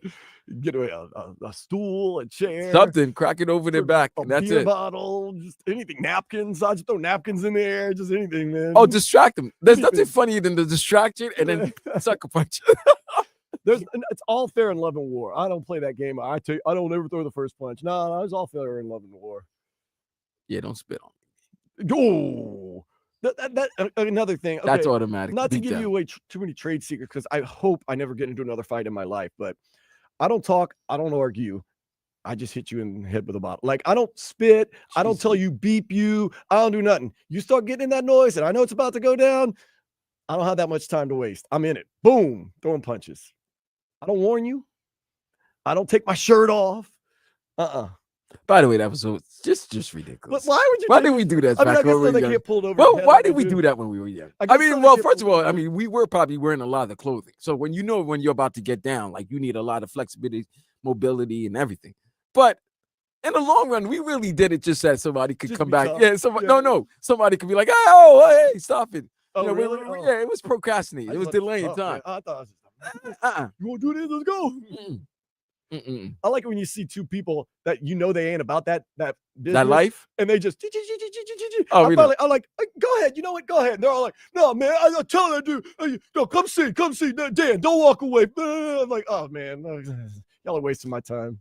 Unfortunately, Hug it out, guys. the best fights are actually not men fighting. Oh, Because women, when they say they're about to fight, when they were fighting each other, now it's women fighting women. Not. No, they don't care. They go at it like this. It's not mouthing off and then somebody hold me back. It's mouthing off and then they go at it. It's like, weaves, hair It is- just it flying is everywhere. Elite blood. press on nails just getting Blood. thrown. It's about blood. Scratches. It's Yeah. about death. Mm-hmm. Guys, we try to hurt you. Women try to kill you. Whew. What a childhood. I don't like all these fights, man. Yeah, you do, because you like when the Kachuk brothers were beating up the Canadians. So that's for America, though, or United States. Bring that smoke to my people. Yeah, well, just do that Thursday. That's all I'm asking. Thursday, Duffy's. We'll see you there. It's a watch party. Come one, come all.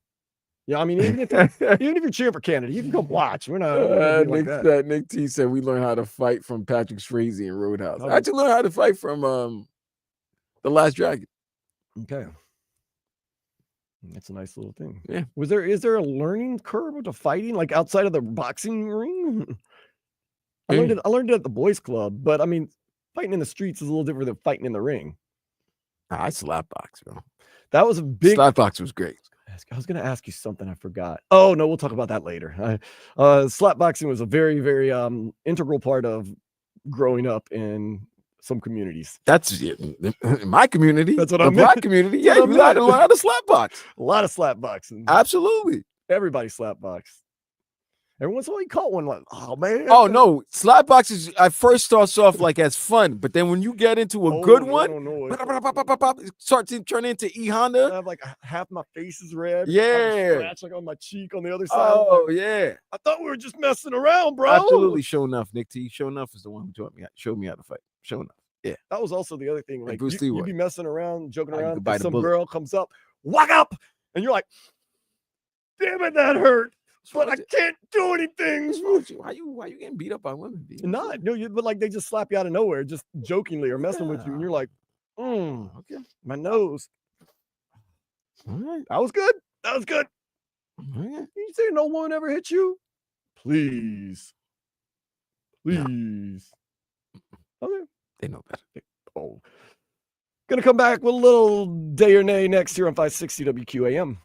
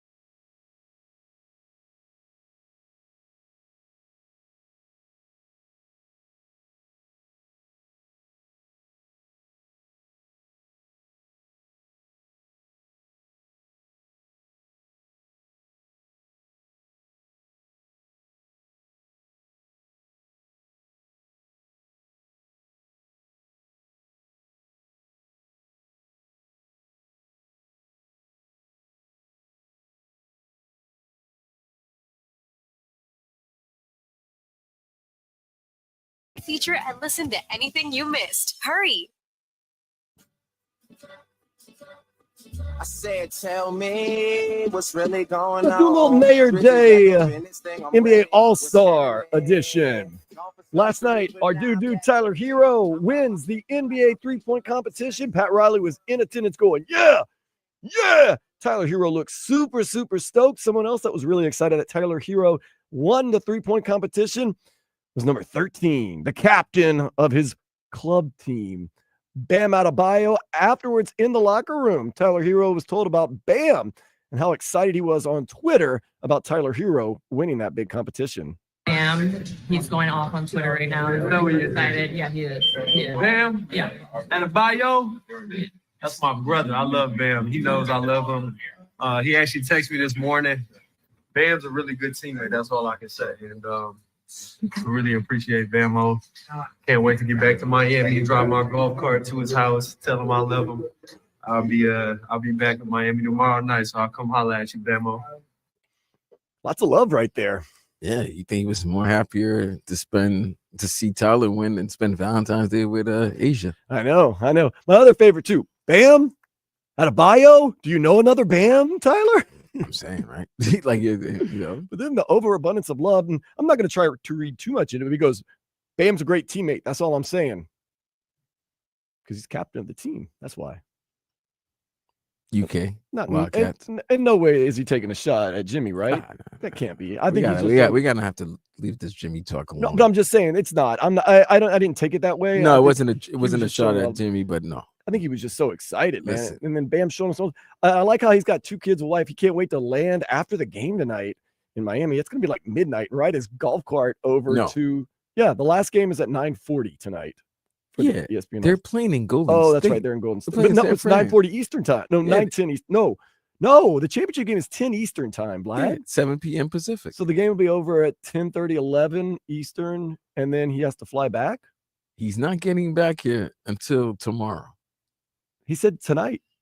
He's lying. You talking about our guy? Lie? Yeah. You say NBA players lie? All the time. Oh, okay. Shaq has a team. That's going to be interesting. Yeah, Shaq got the old guys.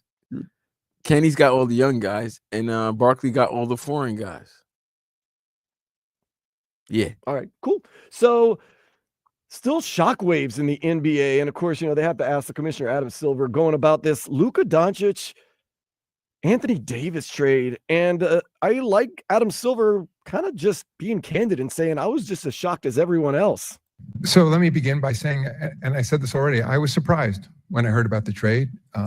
I did not know that Luka was potentially a player that was about to be traded. That was news to me. I followed it like a fan from that standpoint. And I've said before, that's the kind of confidential information that's generally not shared with the league in advance unless a team is publicly shopping a player. And best to my knowledge, that's not what happened in the case of Dallas and Los Angeles. And in terms of anger at the fan base, I'm empathetic.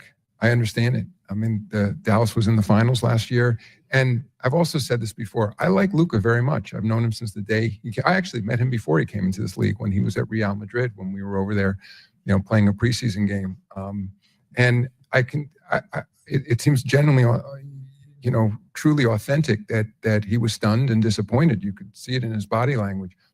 And in terms of the Dallas fans, all I can say to them is, again, time will tell whether it's the smart trade, but I think they should believe in their organization. So Adam Silver, it sounds like he was just as much in the dark with this trade as anybody else. Who was it? Everybody was in the dark. Except for 5 people. Right. And now he said, and that's no solace for Dallas Mavericks fans. Time will tell. Time's starting to tell that this might not have been the best trade. Oh, he can make things happen. At first, I thought, you know what? Maybe it's beneficial for both teams. I'm starting to think, you know what? Relax. Nothing has happened yet. Yeah, exactly. It's only been 3 games. Gotten hurt, well, and that Luka did Doncic happen. has come and LA's looked better. Yeah, they've only played 2 games.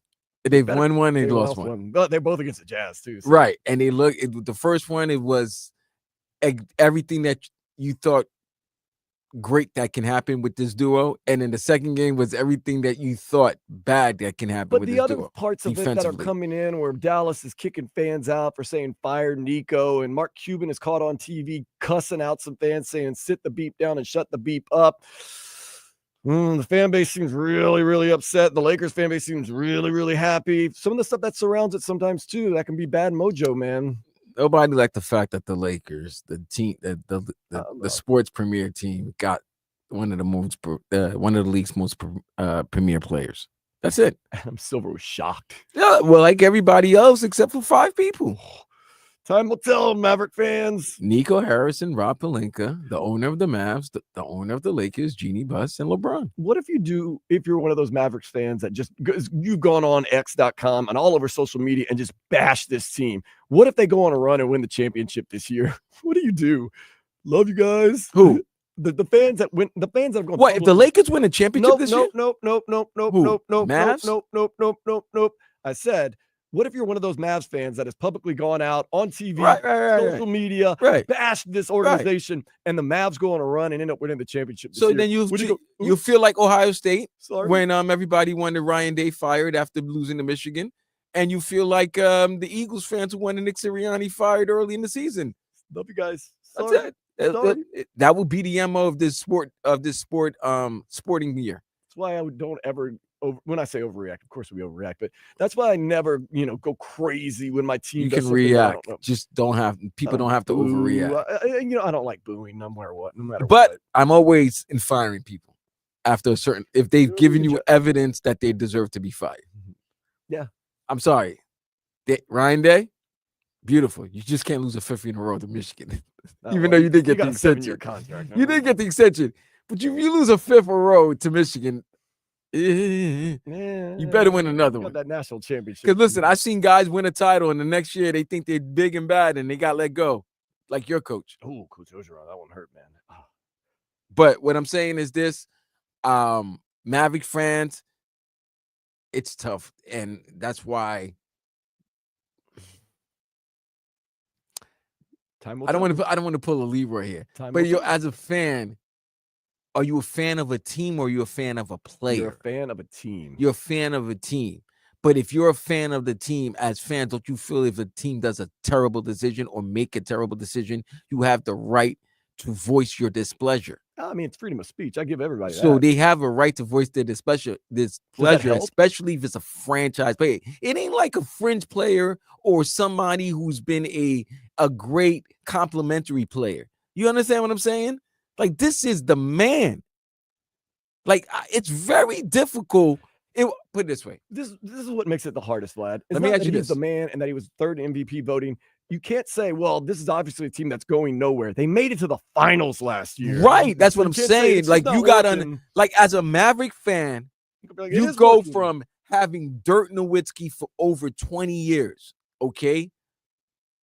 And there's a lot with this. You're talking about Dallas. You know what I'm saying? Dallas, and they love this German foreign star for 21 years. He went to the NBA Finals twice for them, and he got them an NBA title. And then Mark Cuban doing what he did again. They drafted for Luka. They didn't even draft for Luka. They traded for Luka. Remember, Atlanta drafted Luka, and they drafted Trae Young. They tanked and then drafted and traded. Right. So a lot of people thought Atlanta made the bad move. And Trae Young's been a hell of a player. He's a great player. But you got who at 20 years old was already considered one of the 10 best players in the NBA. He hadn't even touched the court. And then after playing in half a year, you thought he was one of the 5 best players. And at 270 pounds, out of shape, for 7 years, he's been one of the top 3 best players in the NBA. Out of shape. Out of shape is questionable.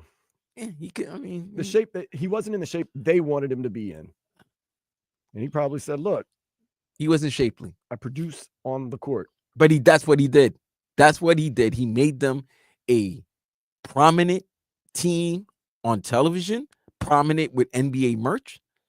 Yeah. Okay. I see people at the gym wearing Luka Doncic jerseys for Dallas all the time. Prominent, like he made them a prominent team again, a team that was much watched, a team that was always going to contend, and players wanted to go. Who didn't want to go to Dallas? We always talk about Miami, but Dallas has the same thing, tax-free state. And so they make the trade, and it was shocking to everyone because we all know how we work, how everything works around here with news. There's always rumblings. There's always some type of no one can keep their mouth shut. Leak, right? And this wasn't leaked at all. So that's why everybody was shocked, and I love it. The stealth of this trade made it was old school. It was classic. Adam Silver stole my line. Time will tell. Time will tell with everything, man. Should be fun. Gonna get you caught up with everything going on in the sports world next. This is Sports Day on 560 WQAM.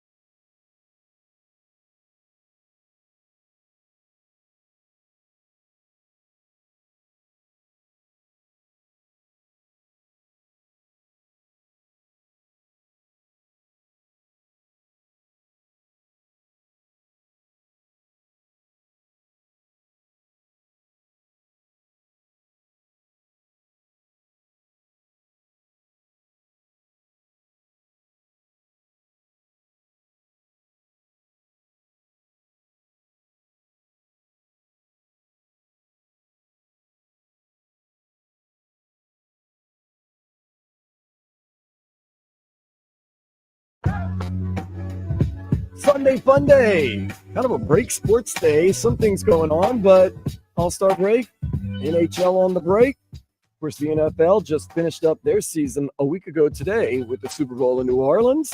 Baseball spring training has not started yet. It'll start, at least for our Marlins, this coming Saturday at 1 o'clock against the Cardinals. So we're kind of taking a deep breath, a breather, and then getting ready to get fast and furious and get a lot of action going on. Tyler Hero going to be taking part in the NBA All-Star Games tonight. He won the three-point competition last night.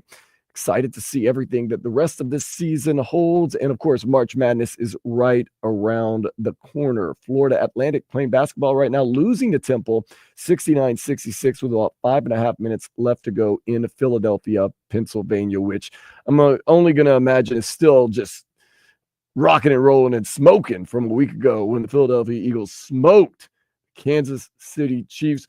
Vlad, I heard you didn't even watch the entire game. No. Turned it off. Turned it off right after the first possession in the second half. Why? Because it was over, bro. 24-0. You got it. You know when an ass whipping is happening. You I'm ain't not got to there. see it no more. I'm there for the whole thing. I'm not there for just the game. I'm there for the spectacle before, during, and after. I'm just there for the good time, man. I'm there for the party. All right. No, I got better things to do. So, okay. What did you do when you turned off the TV? That was so much better. Enjoyed some herbal essence. Okay, you could have done that and watched the game still. Yeah, but I enjoyed it without watching the game, which was great because the game was boring. And then I watched Night Agent. Night Agent. Oh, what season is that? 2. What is that? It's on Netflix. I've got Netflix. Yeah, it's about a well, you had to watch season 1 to understand season 2. I'm gonna try to watch Squid Game tonight, season 2. The first season was fantastic. It's a great show. Season 1 was great, and then season 2 came out a couple of weeks ago, and all 10 episodes are out. This is my problem. I have such limited time, as you know, Vlad. I'm here at the radio station pretty much. Yeah, you live here. And then at night, I'm always out. Tomorrow going to be at Funky Buddha, Duffy's Thursdays, Fridays. During the week, I'm at 26th Degree Brewing in Pompano Beach, Riverside Market and Plantation. I'll put on a movie, and I'm not even playing, or a series, just forget about it. Like that I can even get 3 of the 10 episodes in. You know how long it took me to watch Emilia Perez, which is like 2 hours and 15 minutes? You know how long it took me? How long? 3 weeks. Jeez. And I had to struggle to get those 3 weeks in. Like I wasn't, come on. One night I watched like an hour. 2 hour and 15 minute took me 3 program, weeks. and you took you 3 weeks? 3 weeks. Well, you watching like 10 minutes a day? Dude, I am not playing. The first night I watched like an hour, and then it was just snippets here and there, man. Like my time is so limited. You're watching clips, man. Just imagine a 10-part series. How in the world am I going to watch that? You watching clips and put you to sleep. That's crazy. No, I didn't fall asleep. No. I just didn't have time. I had time here and there, like 15 minutes. Oh, let me try to catch a little bit. Okay, go. And then finally finished it. So a 10-part series is really going to get me. So like I said, I'm going to start watching Squid Game season 2 tonight. That means I'm going to watch the first episode, about half of it, and then maybe get around to the second half of the episode on a week from today and just kind of take it from there. So, man, we'll get into some other things that take me a long time to do too. Like cooking? My goodness, Vlad. I made tacos the other night. Did I tell you this story? No. So I had to make the taco seasoning. I had to make the tacos. And then I also made aioli. How long did you think, grand total from beginning to end, it took me to cook all that? 4 hours. Yeah, no, not that bad, man. It took me 2.5 hours. So everybody I talked to was like, what were you doing? I'm like, it just took me 2.5 hours. I'm making hamburger patties tonight, Vlad. Guarantee it takes me an hour and a half to 2 hours. And the bread's already made. All I'm probably making is hamburger patties and maybe like a what do you call it on top? A mix of vegetable medley mix of like, I'm making a salad too. 2.5 hours again. Lock it in. And you wonder why I don't have time to watch Nightcrawler. I don't know. Night Agent. Nightcrawler. What is this? X-Men? I saw the movie Nightcrawler. Night Agent. Let's see. Thriller series.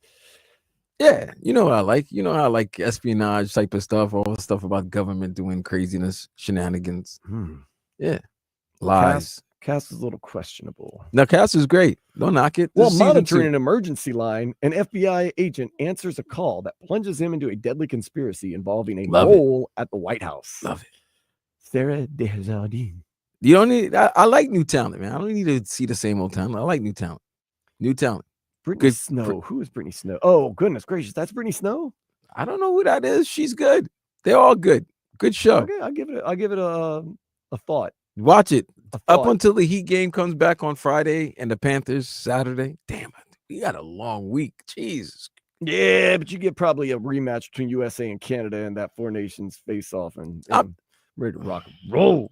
Chuck Brothers got Yeah, me that is fired up. Thursday. That's Man, Thursday. that's long, bro. That's a long. They got a time. meaningless game against Sweden coming up too, which they said they're going to. Was that Tuesday? Matthew Tkachuk did leave the game last night, not to alarm anybody, with a little bit of an injury, but of course they didn't disclose what it was. He came back on the ice in the third, skated around, just try to work it out. He'll probably sit tomorrow night against Sweden because it's a meaningless game. They're already into the championship, so he is the face of Team USA, right? yeah. I mean, if you're fighting, his before brother. if, Him and his no, brother. if you're fighting when the puck drops, throwing the gloves, yes, you are the face of Team USA. No, you don't have to be the face.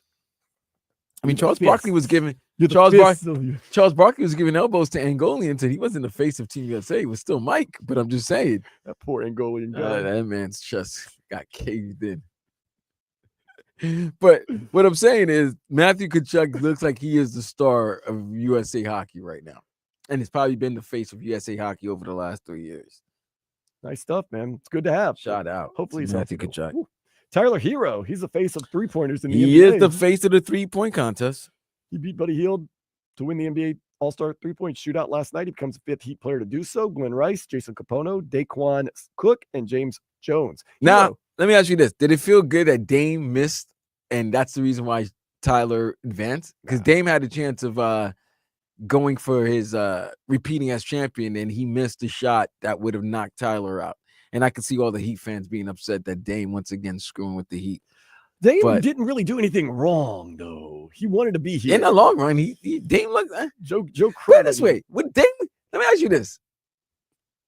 Yes, he would be better off here than in Milwaukee. Okay, you sure though? The result in Milwaukee has not been stellar. But would the result in Miami been even better? It's called the butterfly effect, Vlad. If there's some way you can get a trade and get Dame, then maybe Jimmy's still here. You have Bam still running around. You got a bunch of other things going on. Maybe. I don't know. Do you want Matt McClung playing for the Heat? Yeah, if I'm playing for NBA Jam, if I'm doing NBA Jam and he's on the Heat squad. The Magic/G Leaguer Matt McClung won his third straight dunk contest. Team Cavs featuring Donovan Mitchell and Evan Mobley. They won the skills challenge last night. Shout out to the Eastern Conference for sweeping All-Star Saturday. Cavs win. Matt McClung was a slam dunk champion for a third time in a row. And historic. Wait, is it really a record? They said historic. Oh, because it's 3 in a row. Yeah. But I don't think he's the only first-time, 3-time champion. No. You know, got shout out to my man Nate Robinson. Got a new kidney. Shout out to him. His life changing. Good news to hear. Team USA, whoop! Team Canada 3-1 last night in the Four Nations. By the way, we're face-off. talking about all the Kachuk brothers as we should, but there was a guy that scored 2 goals for the Team USA. Is it Jay Guntel? There you go. Yeah. Like, give him some love. He scored the goals to win. We talking about the fights and everything. Got down 1-0 quick, and then they decided to just rattle off 3 goals right there. They said Canada's goalkeeping has been suspect. Yeah, they always gonna say it. By the way, Canadian goalie has to be in top 5 hardest positions from a country, like the hardest sporting job for a country.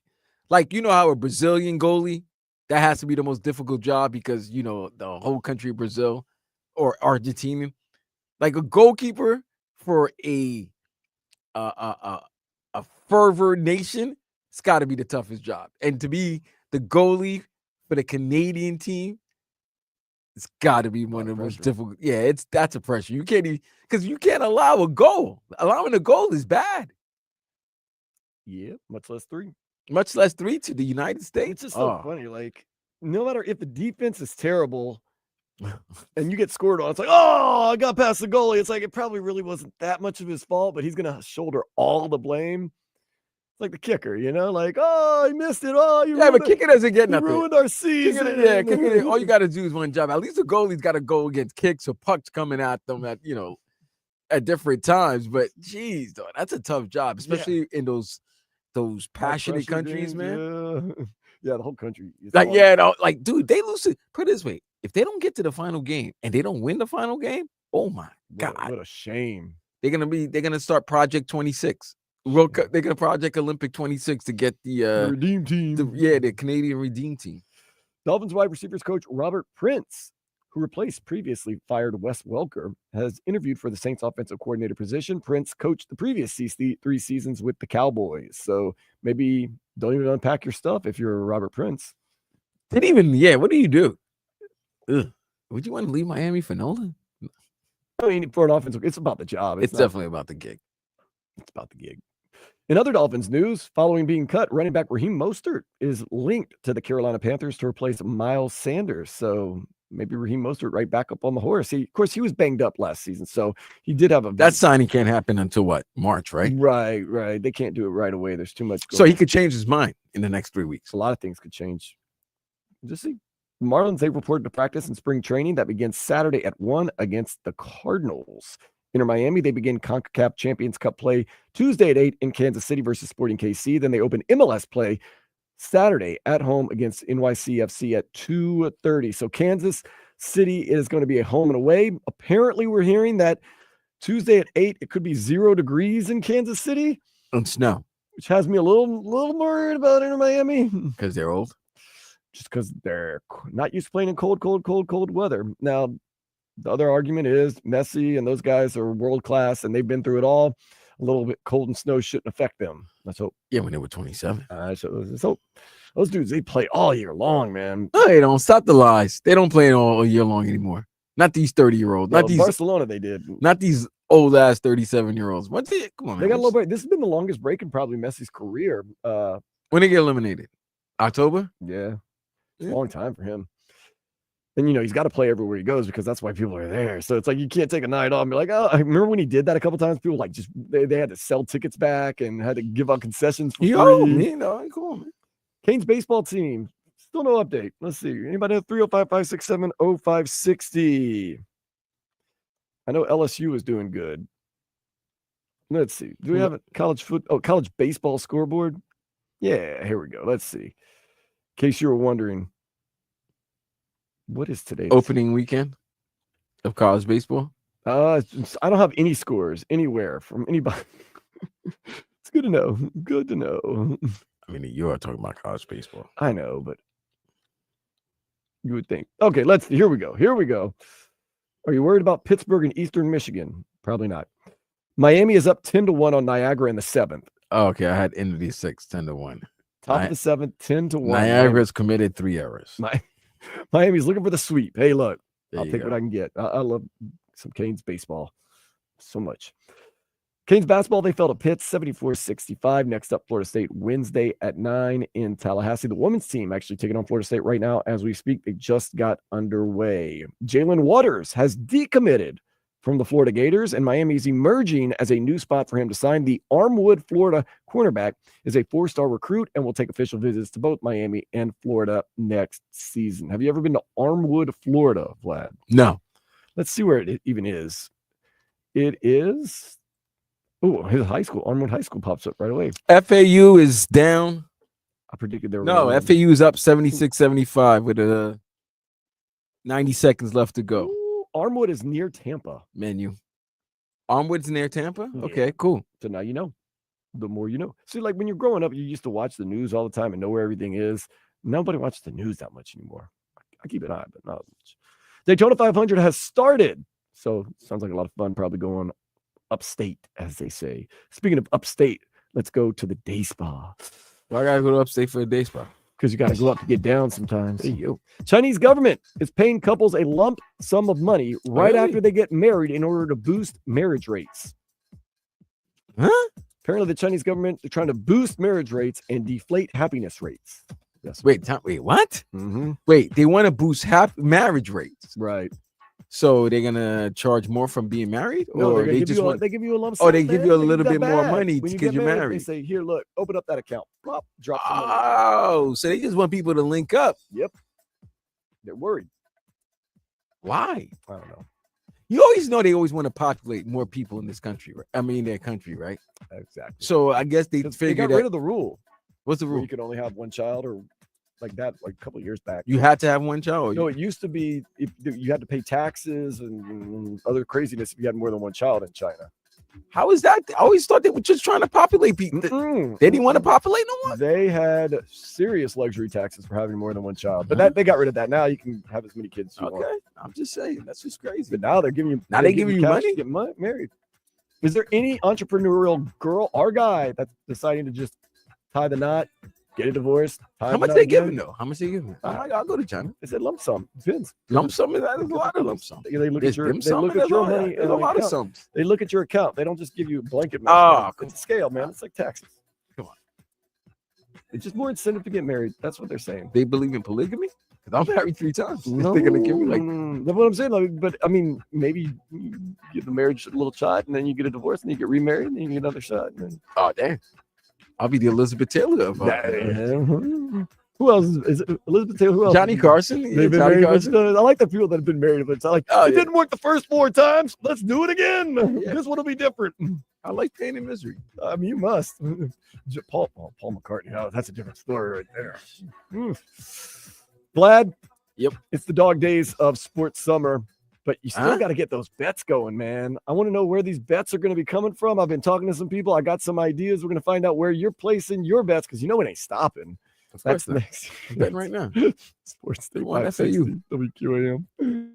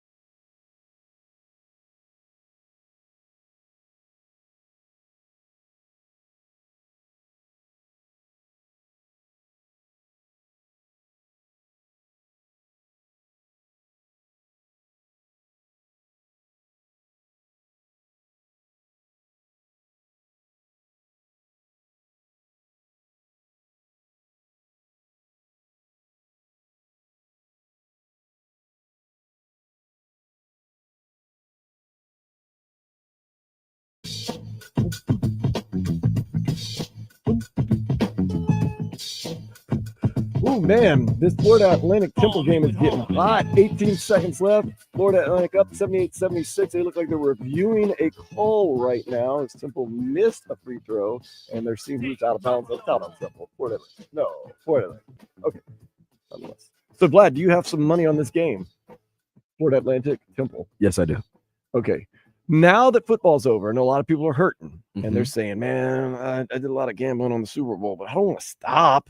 No Gamble time to on stop. Gamble on those kids. Gamble on the kids. So do you do? I know. I talked to some other guys. Like I said, Funky Buddha. I'm always there on Mondays. Mike came up and said, now that football's over, I guess I got to do a lot of WNBA gambling. It seems. Oh, you know successful. I love WNBA, but WNBA is not started yet. Right. That don't start till May. WNBA is great. You got to wait for a little while. Yeah. Vegas is going to catch up, but I'm just saying. Now you just got to gamble on March Madness, baby. You guys get gamble on them kids. So where are the bets now? We don't have that much to bet on. What do you mean there's no? There's Other bets. than there's college basketball. College basketball. You got a little bit of hockey. European football. You got Champions League football. Okay, so you're doing. You got La some- Liga. You got Soccer's Premier. scary because there's the draw. Bundesliga, Well, yeah. not draws, not in, but like in usual games, there's draw possibilities, which complicates. Yeah, things you could do sometimes. that. You could do that. So college basketball right now is the forefront of your gambling Yes. focus. Yes. Men's college basketball, women's college basketball. Men's. Okay. Some women, like I was pondering putting money on the It's hard to follow. Connecticut and South Carolina game. Oh yeah, well, that's But I might do it on the Texas LSU game because you know how we love our girl Kim. that's a big softball. Oh wait, I thought that was a softball game. No, Texas that's has, Texas. LSU has two big games today. I think they have a women's softball game. Both teams nationally and they have a ranked, big and basketball. yeah, it's a 3 p.m. game And you know Kim on Mulkey. ABC. I like Kim Mulkey because even love when she's like congratulating you, she looks like she's yelling at you. Like you see her shaking, like, you did a really good job tonight. You did a good job. Like, She smells. She just reminds me of like Diamonds perfume, I know. caffeine breath, A little bit of the nicotine smoke. definitely nicotine, like some palm olives. Yeah. I don't need to smell and look good for you. I do it for myself. And like a chocolate muffin. Yeah, oh yeah. Yeah. She drinks like a latte with a muffin in the morning. Yeah. I know. Yeah. That's like when I see it. And I love it. I love it. Is the WNBA a great way to start getting some bets down? And that's good WNBA if is good. I'm gonna wins. tell you why. So if you Wins. do price, like it all depends. If you do price picks or you do or hard rock and you do the player props, it's always good. You know, certain people. You just gotta go with the stars. Like you see Sabrina Ionescu, she's got 2.5 3-pointers. Go for more. Easy. You see Brianna Stewart, 20.5. Go more. You know, you see Asia Wilson, 26.5. Cool. Go more. That's a lot. But she gets it done. Are you doing some betting on the NBA when it returns? NBA all the time. That's I'm NBA. a damn fiend. I'm a with the NBA. parlay NBA guy. I love parlays. I like a parlay in the NBA for some reason. I love the hard rock bet with the 30% boost. The few times I've been successful on parlays, it's always been NBA stuff. I love and hockey. I'm also gambling on hockey because when you go to the Panther games, you get a free $10 bonus bet at the game. Wow. So you could bet on hockey games. Okay. Just trying to get my Listen, man, fix they're doing going. everything to make sure that people are never going a day without gambling. Do you go a day without gambling? Yes. Okay, that's good. That's the day after the that's the day. A day? Yeah, it's 2 days. Like me. It's 2 days. I'm gonna tell you which 2 days it is. Of the whole year? Yes. It's All-Star baseball All-Star game. That Tuesday. Oh, that's at ESPN. That Tuesday and crappy Wednesday. ESPN Yeah, that award Tuesday and night. Wednesday. Don't gamble. Not at this price picks. gotta- you gotta Not go at on. this price picks. I will gamble on the home run derby. But the All-Star game and then the Wednesday, no, I'm not gambling. That's tough, man. All-Star games are tough. To be Those are the gambling only days because that I'm you, gambling. you never know. There's so many factors.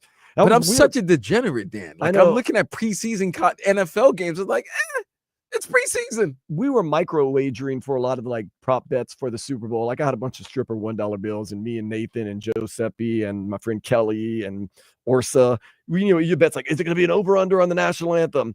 How many times are we going to say three-peat? And realize it's really in the hands of other. Like it's not like a sporting event where there's competition. Like if Tom Brady decides to screw you and never say three-peat, well then if you take the over on three-peat, then you're screwed. You know what I mean? Like some of it's just in the announcer's hands, and the announcers either A, look at the props, or someone tells them like, oh, did you hear? Like there's an over/under on you saying, overtime, and like they can completely manipulate that. Good thing I was only micro wagering the dollar bills here and there, Dan Confessions. That should be a new podcast. He called you right. That would be a great podcast. Confessions? You are Dan's Confessions. Oh, I got a great confession about the Super Bowl, man. Vlad, you got to read the labels of what? Food and drinks. Whenever you're, especially at a party, and someone offers you a food or some drinks, don't just take it. What you ate? I drank. What you drank? I Oh, drank I know what you seltzer drank. water. I know what you drank. I don't think I've recovered, man. Well, you're lightweight. That's true. I am. You have light tolerance. I have very low tolerance. But I wasn't the only one that had. I mean, everybody. Ugh. But yeah, read labels. Don't just. Oh, okay, yeah. Because I'm a very hospitable guy. Where I'm from, people offer you food, people offer you drink, you take it because it's disrespectful to say no, thank you, no, thank you. So you're like, well, you don't have to take shots tonight. I'm like, if someone buys me a shot, spends their hard-earned money, offers it to me, gives it to me, I'll drink it, whether I want it or not. It goes down. Second, third time goes down. But yeah, so I did like the prop betting on the Super Bowl, the over-unders on the national anthem. It's fun little stuff. But no, I'm pretty cool now, man. I haven't been doing too much. It's all right. It's okay to take a little break, a little vacation, a little hiatus. How about that? I do it all the time. Take a little hiatus, but guess what happens? March 1st. Oh man, March Madness is the most gambled on thing ever. I don't know if you know. You might have not watched the game. But once you start watching conference championships, you got to start getting into it. You start, the itch starts getting into you. You're like, with my phone, with my laptop. You do have to do your homework. So you start doing your homework. You're like doing a little bit of betting, a little watching college basketball. You start doing it right now. Like you'll start putting on SportsCenter or whatever medium you use to get your sports fix and your sports news. You start realizing who the number one seed. You're gonna start looking at the bracket because everybody and their grandmother's gonna be doing a bracket come middle of March. Oh yeah, everybody does that. So you want to know which teams, and it's always gonna be some lady in the office who just likes certain teams because of the name of the animals. Have you ever won a bracket? Yes, I've won many. Carmelo Anthony is the person that ruined me. 03? That year, I had Kansas, and in the finals against my roommate's girlfriend, she had Syracuse. She picked Syracuse because she liked their jerseys.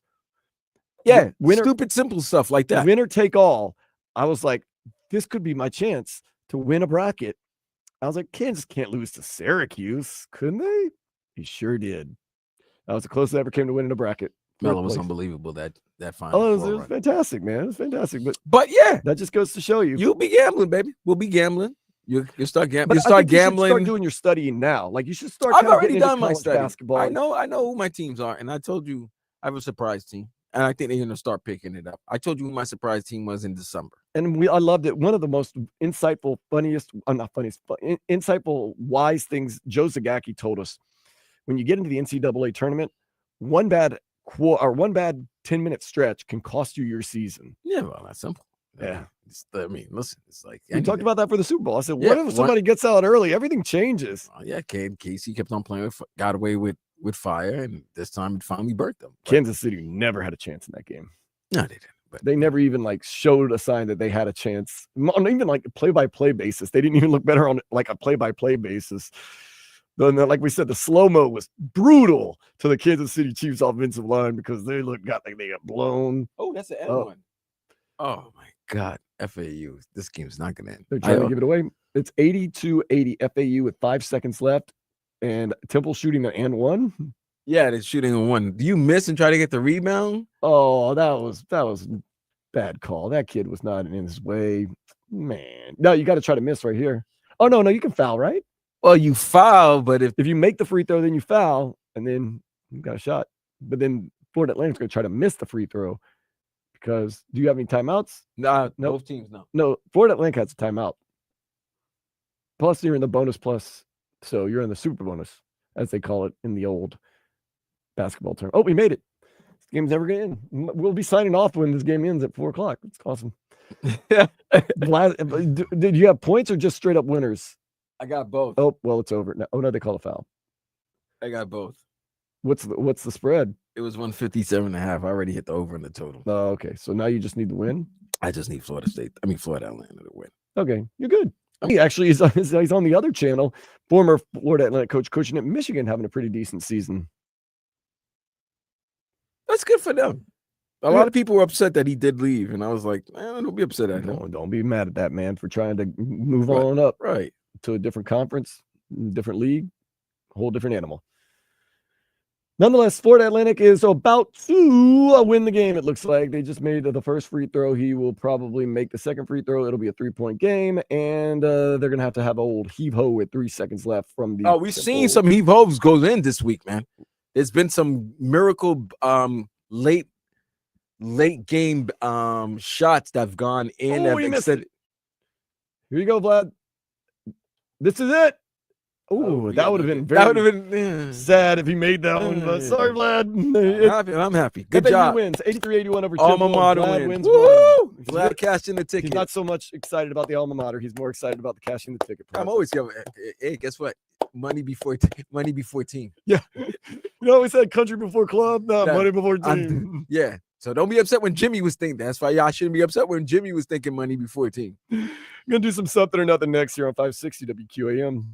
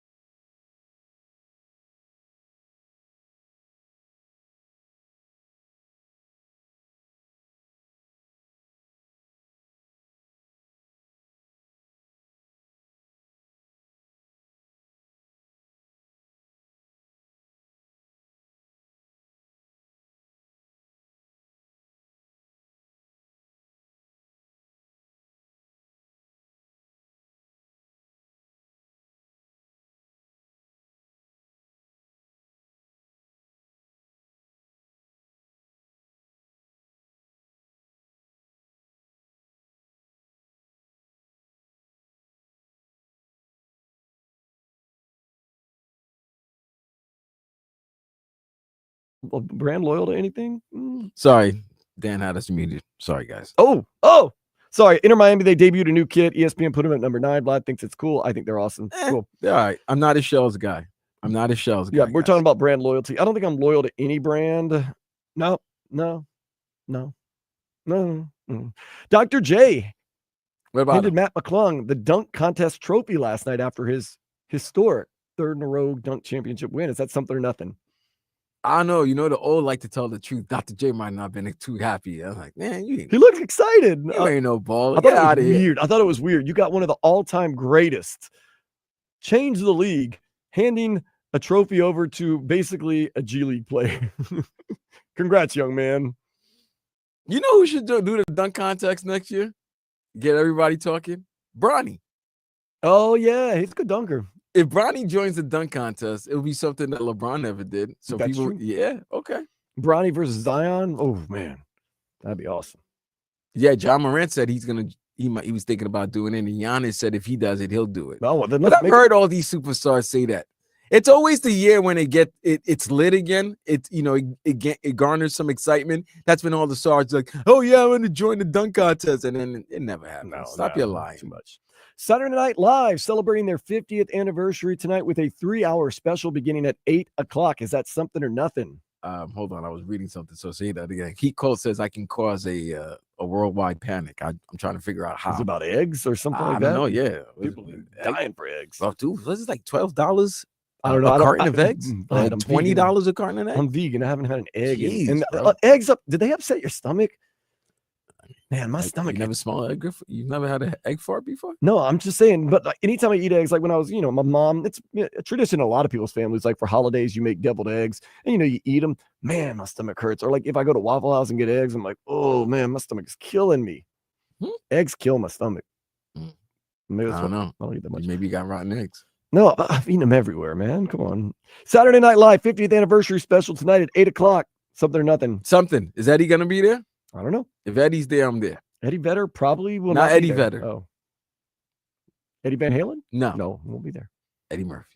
Oh. Well, I don't know why I didn't think about that. Speaking of Fuck, Saturday- we did. That's what it is. Dude, some of those old they are so vintage, man. When Buckwheat got shot and Buckwheat died is that's two of the best skits ever, man. I used to rent a VCR and rent Eddie Murphy's best Saturday Night Live stuff and just watch it on repeat all the time. Ha! I'm Velvet Jones. Looking for love in all the wrong places. And then there's one where What he about the sings- Betty Davis? Betty Davis. Dabba dabba, a dabba de bee. He just got says bang question Ava shot, and it just says question mark. Question mark.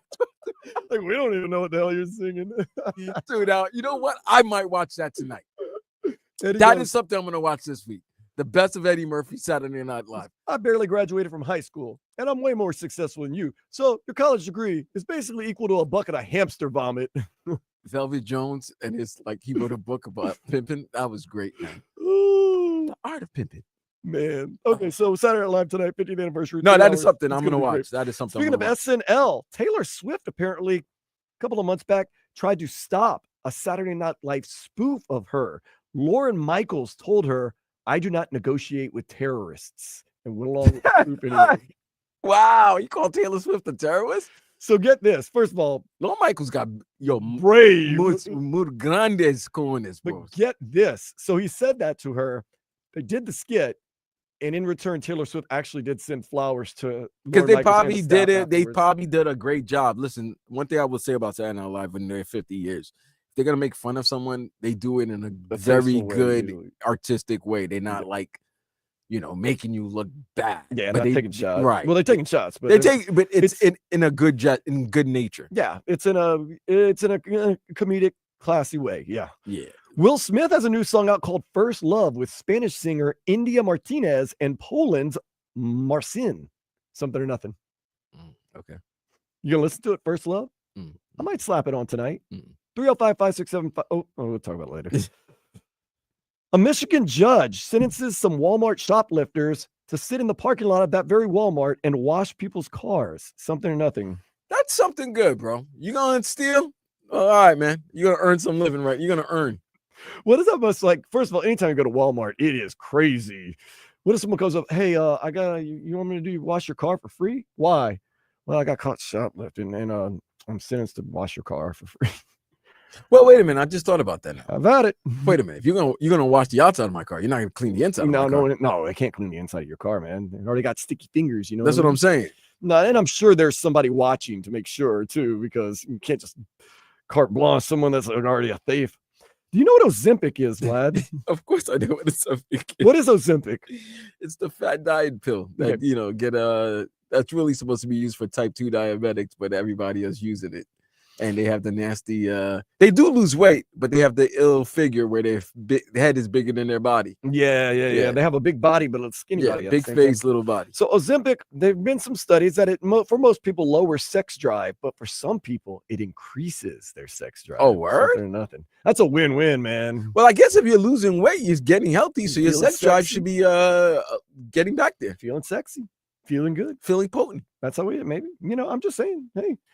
But yeah, Ozempic. That's the new it drug right now, isn't it, Vlad? Yeah, it's the it drug. It's the it drug. Yeah, I heard somebody say it the other day to me, and I was like, I have no idea what that is. And then they started explaining everything, and I was like, you do look very different than you used to look.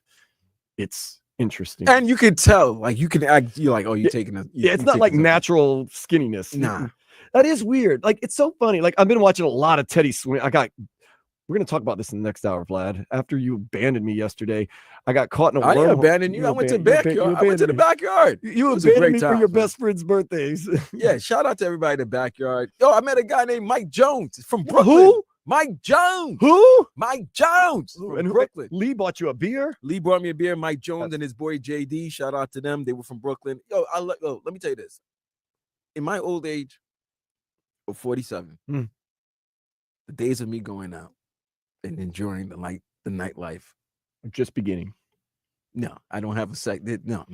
There's not no reincarnation. There's no. Also, for me, I'm just hitting. It's over, B. I'm hitting my peak. It's over. I'm done. All right. I was trying to get you out to Tiesto for a day break, but it said. Okay, listen. I've put this to this. I've limited myself to this. I'll do the backyard at Fort Lauderdale every month. I got 12 days in me where I can go out and wild out. And those are the days that the backyard is performing. Is that hip hop brunch? It's not the hip hop. No, there's no brunch. Okay, I was about to say those are two but things. But those are hip hop. There are hip hop brunch. I don't want to do hip hop. I don't want brunch. I want the hip hop. I don't want. I want one or the other. If I want hip hop, I just want hip hop. I don't want hip hop brunch. I don't want to be classy and quote unquote a thug at the same time. There's just too much. There's too much going on. Is it breakfast? Is it lunch? Is it brunch? Is it hip hop? Is it R&B? I don't know. But shout out to the backyard of Fort Lauderdale. It's a great spot. But now, you just mentioned Tiesto. Let's get down to business. So because next month is March, and we all know what March is, especially down here in South Florida. Is 305 Day. Winter Music Conference. Oh, is Ultra in March? Yes. Oh, yeah, man. I'm not allowed to go to those anymore. One night only. Like ECW. Vlad will come back. And you'll go to Ultra? To Bayfront. You're going to Ultra one night? I haven't been there in a long time. Trust me, there are reasons. Dude. Those when Vlad, but for one night only. And I'm preparing myself. So you're hearing this now. You're hearing it live. And if Tiesto's there, I will definitely go. Oh, Tiesto just everywhere. But for one night only, I will make my return back to Winter Music. You're not coming to work the next day, that's for sure. I will make my return. I'll tell you this. I had a dream when I was really young about what heaven would be like. And then first time. How long ago was this? Oh, it was a long time ago. Then you said when you were young, so that's what I mean. When I was young, like a little kid. And I was like, man, is that what heaven's really like? And then one day I walked into, let's just say, a late night club. And I was like, wait a second. This is what I dreamed about.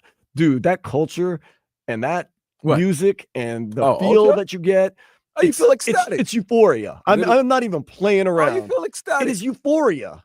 Literally and figuratively speaking. I mean, like, it literally is don't take this the wrong way. It's some of the highest of the highs you're ever going to feel. Like, it's unbelievable. Naturally and unnaturally. Yeah, exactly. I mean, either way, it's and like, there's like maybe like a candy bopper dancing next to you. Oh, wait. There is one preemptive with this.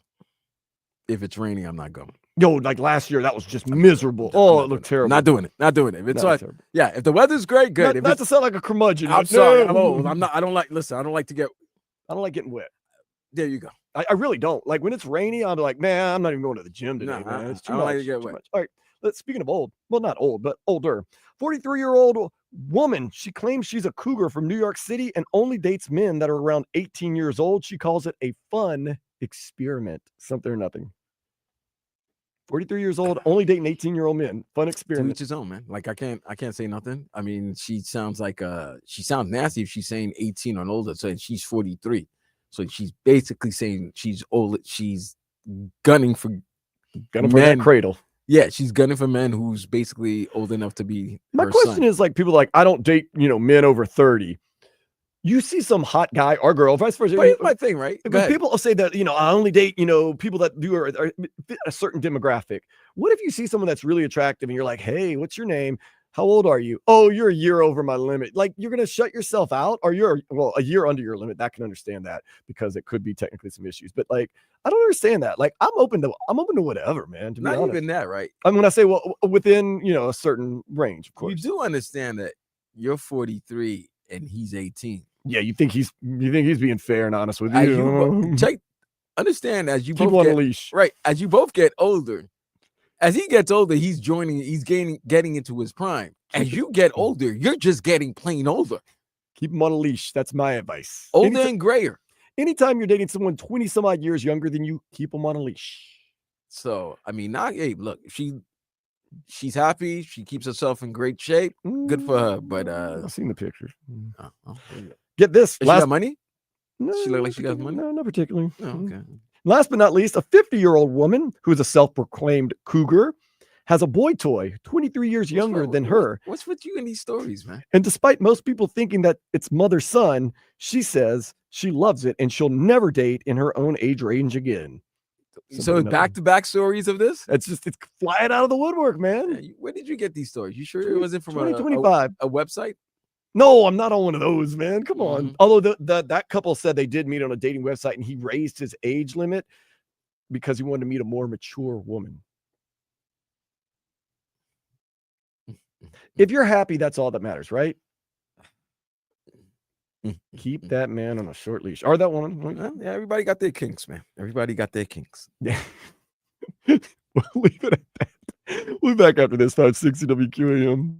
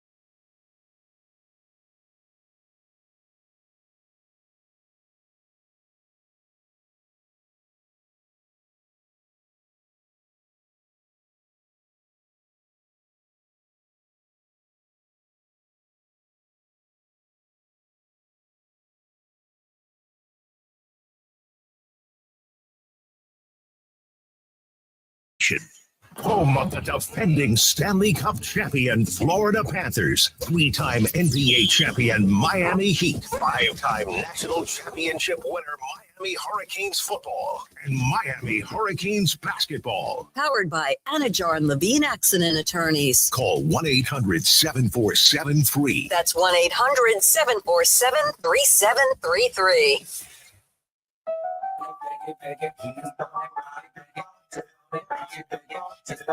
So NBA All-Star Weekend is upon us. It's been fun. Tyler Hero winning a three-point competition. Skills Challenge, Team Cavs win that. You got the Rising Stars, the Celebrity Game. Tonight, you're going to have the actual games. But Vlad and I have found a way to possibly, if Adam Silver wants to listen to us, a way to possibly enhance the All-Star Weekend experience. That's having some of the All-Stars playing a good old-fashioned game of 21. I like it. I think it's exciting. You know why I like that idea? Well, you came up with it. So, I got to show love to my cousin. We actually came up with it because I actually wanted to play 21. I actually think that, the shot, you got to hit the logo. You got to shoot it from the logo because of the range that these guys have. Mm-hmm. Don't go with the top of the 3-point circle. No, go where the logo is. And if you hit it, then that's game. If you don't, you go back to 15. And I would really believe that it would bring out the competitive juices because, when you're playing in an all-star game, now I'm not saying get rid of the all-star game. This is an addition, like the skills challenge, the 3-point challenge. But when you're playing the one-on-one type game with the 21, you're more competitive because you don't want to get schooled or burned. And when you're in the game, whatever, give up a dunk to Anthony Davis, who cares? But when you're trying to be the best on the court, and Vlad, you say you want to put 6 people playing against each other to play 21. I thought 4 would be pretty cool. No, 6 would be good. Okay, so you go with 6. It's been so long since I played 21. That's why I'm just because think about it. When we're thinking about it, we're thinking about maybe our backyard and our hoop. Yeah. And we're not thinking about how our NBA court, how right. Big and wide that the court is, but 6 people could do it. And it would be a true game of 21 where you make it, you shoot free throws until you make miss, it, you shoot. Get 3. I think they got to go to the 3-point line. They're so good. We're talking about little us. We had to go to the free throw line, but they're so good. They shoot from the 3-point. So you get a point for each 3-pointer, and if you make 3 3-pointers in a row, you get the ball back, and then you get the ball. And remember, back. if it hits the rim, you got to take it back out behind the 3-point line. Right. That would be so fun to see Shai Gilgeous-Alexander. Sometimes you think you got a lane, you catch the rebound, you run, try to get your feet behind the 3-point line, and try to get back and make a layup. That'd be so awesome to try to see somebody like that trying to hurry up and get back to the hoop. And then, I don't know, somebody crazy Anthony Davis comes out of nowhere trying to swat it. I think it would be competitive and fun. I don't know. Think about it. Adam Silver. All we need, small little royalty check and tickets to the game every year. That's it. Maybe come on as a guest every once in a while. We wouldn't mind that. Yeah, see how that goes. I mean, we're a friendly group here, so all encompassing. 305-567-0560, the number to call or text if you want to try to get in. 786 says, "Are you on tomorrow?" I actually will be on tomorrow along with Alex Dono. It's going to be the Joe Rose Show. I will be on from 6 to 10 tomorrow. Vlad, do you know where you're going to be either tomorrow or this week? If I'm not, because Leroy is working tomorrow, so I don't believe I have to work tomorrow. Oh, 8 to 3. All right, I'm still in this. So maybe I think I'm done for the week. I think I might be off for the whole week. I might be off for the week after today. Of course, you can also jump in on YouTube and Twitch, 560 WQAM. But somebody will get sick. Oh, yeah. Somebody will be sick or call out, so I'll be on somewhere. Heat Colt was talking about how we're talking about older cougars and everything. It's illegal to discriminate on age. Hey, there you go. I love older cougars. Hey, I love them all. Peyton Hall. Menu says, look up John Belushi and Bill Murray, Saturday Night Live cocaine. Yeah, they've got some really good stuff. Oh, man. Come on. So listen, I've seen a lot of people doing nostalgic memories of the 50 years of Saturday Night Live, and who are the best characters or the best comedic actors. You have people who love Will Ferrell, obviously Eddie. There's the Belushi lovers, but who didn't like the Wayne's World. I mean, dude, a skit got turned into a movie. And it was two movies. Great two movies. I love right? the You know what I mean? Greatest Saturday Night Live cast member. It's just the only one that really pops into my head has to be Eddie Murphy. It's man. Eddie, because he Murphy is became just- the rock star. just That for everything. hilarity, man. Just Like- we're even laughing about the stuff today. Like, Dude, you gotta understand, Dan. The fact that that joke, I've been saying this joke in my mind for the last week because it's, to me, it's one of the funniest things. Because the guy's like, he does, like, you know how those commercials are? He sings all the hits. And then, and then he just starts singing. And you're like, and the number one was when he did Betty Davis's eyes, the question marks on the screen. Or when he does James Brown, hot tub, hot water, hot tub. Yeah. Oh man, I love it. and they carry him off with the cape. They throw it back on. Dun, dun, dun, How about dun, when you got Mr. Robinson's you got neighborhood? Mr. Robinson's neighborhood? Some people like to come in and Santa Claus likes to come in and leave Say something. something. I come in and take something. And what about when he became a white man for the day? Yeah, I forgot about that when he meant to become a white. And they're making white jokes, and he was like Yeah. studying white guys, how they walk and how their butts are real tight and stuff like that. Oh man. But That's fun- legendary. that's fun, Even everything. Timberlake, man. Timberlake and what's his name? What's that guy's name? He had a show on Fox. Mhm. What's But the guy? Apparently, like Lady Gaga or No, Taylor but Swift, yeah, and they're but gonna sing- you they're know gonna sing the What in skit that they Box. do, the guys in the box. Yeah, Yeah. I think Taylor Swift's gonna sing that tonight, or if it's not Taylor Swift, Lady Gaga or something. They're doing it. Yeah. Maybe Olivia. Is it Rodrigo. Andy Andy Sandberg, something like that? Yeah, that's Andy Samberg. Yeah, Andy Sandberg. Yeah. Yeah. That's funny. that first album is awesome from Lonely Island. That was funny. I'm on a boat. Chevy Chase, Chevy legendary. Chase, legendary. Bill Murray. What's his name? Dan Aykroyd. Chris Rock, Chris Rock was on there. Phil Hartman, Phil. God, yeah, Phil Hartman. Norm was on Macdonald. there. Oh, Norm Macdonald, my favorite weekend. Update Dennis guy. Miller was my favorite. No, Dennis Norm Miller, bro. I Macdonald, love man. Dennis Miller. Dennis Norm Miller was Macdonald. Dennis Miller was great. RP. Not Dennis Miller, but Norm Macdonald. Oh, my favorite weekend update guy ever, man. So good. So good. All right. Well, that's tonight for 3 hours from 8 to 11 Eastern time on, of course, NBC, which is where you always could catch. And the musical guests, sometimes they're really good. Sometimes they're bums. It's just awesome, man. Tyler Hero was not a bum last night. He defeated Buddy Hield to win the NBA All-Star three-point shootout. He becomes the 5th player in Heat history to do so. Glenn Rice, Jason Capono, Daquan Cook, James Jones. Hero competing in the All-Star games tonight that start at 8 o'clock. Speaking of more fun from the weekend, Matt McClung won his 3rd straight dunk contest while Team Cavs with Donovan Mitchell and Evan Mobley won the skills competition. Matt McClung, sometimes he plays for the Magic, sometimes he plays in the G League, but he always shows up All-Star weekend for the dunk contests. What a player. Team USA whooped Team Canada 3-1 last night. That's at the Four Nations face-off. They now advance to the championship game. That's going to be Thursday night, but first they have a game tomorrow night in Boston against Sweden. Probably not going to watch that one as much simply because the U.S. has already advanced. They're probably going to rest a lot of players. I told you Matthew Tkachuk at the end of the game, they said that he tweaked something. They didn't say exactly what, but he went out on the ice, tried to work it out, and then just decided, so he'll probably sit that one out, but he earned it. He's Captain America. He got into a fight for our country last night and then took it to the Canadians and handed him an L. You take my fist and you take the L, Canada. Congratulations. Boo our flag and our national anthem one more time and see what happens.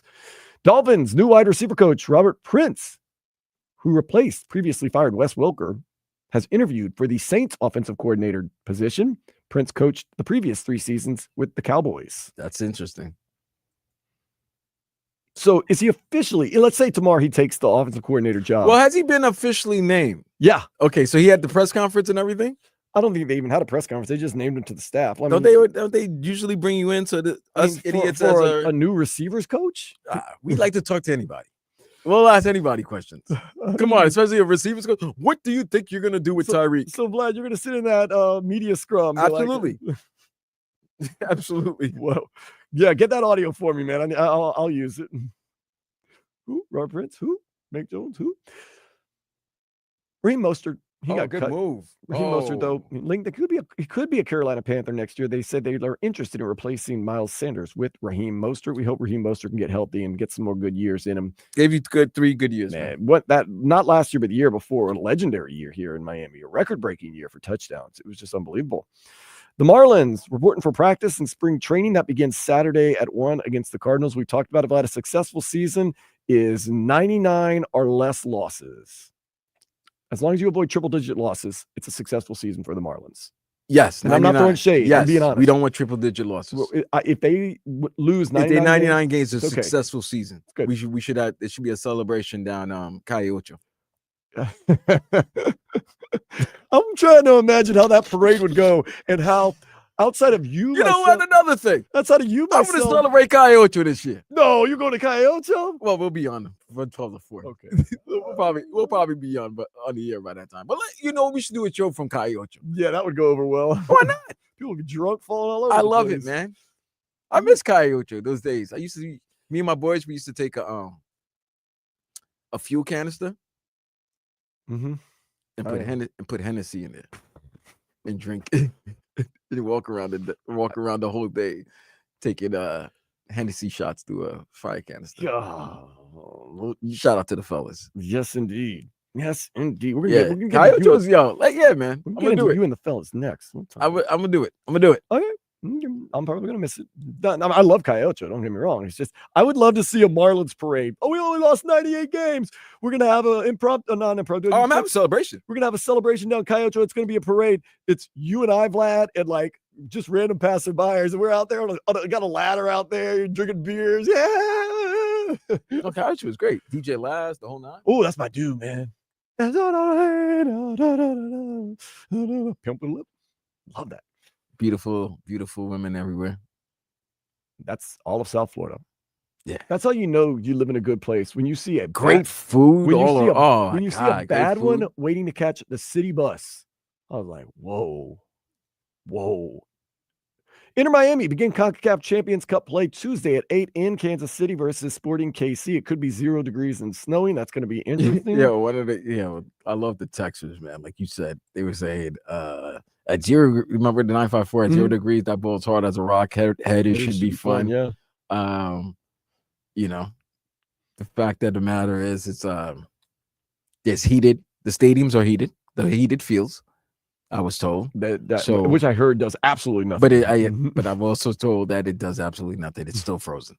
Yeah, the ground is still frozen. The air is still frozen. Yeah, so we'll see. That should be interesting. And then they're going to come back and play in balmy 80-degree weather to open up MLS right. play. Like that's the craziness, bro. NYCFC at 2:30 in the afternoon too, Vlad. It's like, oh, you want to play in 0 degrees? 2:30 in the afternoon game? Let's play a Saturday at 2:30 in South Florida in February. Let's go. Feel the heat, literally. Canes basketball team, they fell to Pitt 74-65. Up next, Florida State Wednesday at 9. Canes baseball team was taking care of business 10-1 over Niagara earlier today. Looking for the sweep in that series. Top-ranked Auburn held off second-ranked Alabama yesterday at Tuscaloosa, 94-85. Another battle today. It's just getting underway. You get 9th-ranked St. John and 24th-ranked Creighton. And if you're a Daytona 500 fan, you're probably paying more attention to that right now. It is currently going on upstate in Daytona, of course, Daytona Speedway. With that being said, let's go ahead and take a step into the day spa. Former Mormon, turned OnlyFans model. I love it. Carrie Keon. What about her? She is revealing the sex secrets of her former church on her page. One topic she speaks a lot of is the Mormon magic underwear. Hey now. Might have to get over that paywall for that one, man. You learn something new every day. I did not know there was a Mormon magic underwear. Neither did I. Man. See, OnlyFans is not just for foot fetishes and whatever else you want to look at. Mormon magic underwear. What is it? What is this special magic that this underwear does? Have to look up Carrie Keon. She can, how do you spell Carrie? Is it with a C or K? K-A-R-I. K-A-R-I? Like an Asian? Like Carrie saying? K-A-R-I. Okay, I like that. O-N-E. K-E-O-N-E. K-A-R-I. K-E-O-N-E. She's got secrets. She is revealing. If you're paying. It's also an educational tool. That's what I tell myself and other people that find out. Yeah. Does she wear glasses? Yeah, I think so. She kind of got freckles. Mm-hmm. She left the Mormon religion. She's out. She's done. Well, I wonder, you know how you can go to confession?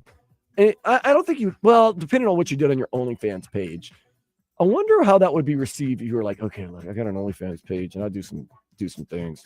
I wonder how that would, what the penance for that would be. It's on a confession by confession basis, right? Yeah. So, yeah. Have you ever had to confess something like really down and dirty and you were nervous to do it? I ain't gonna lie, I did one time. I thought I was gonna die.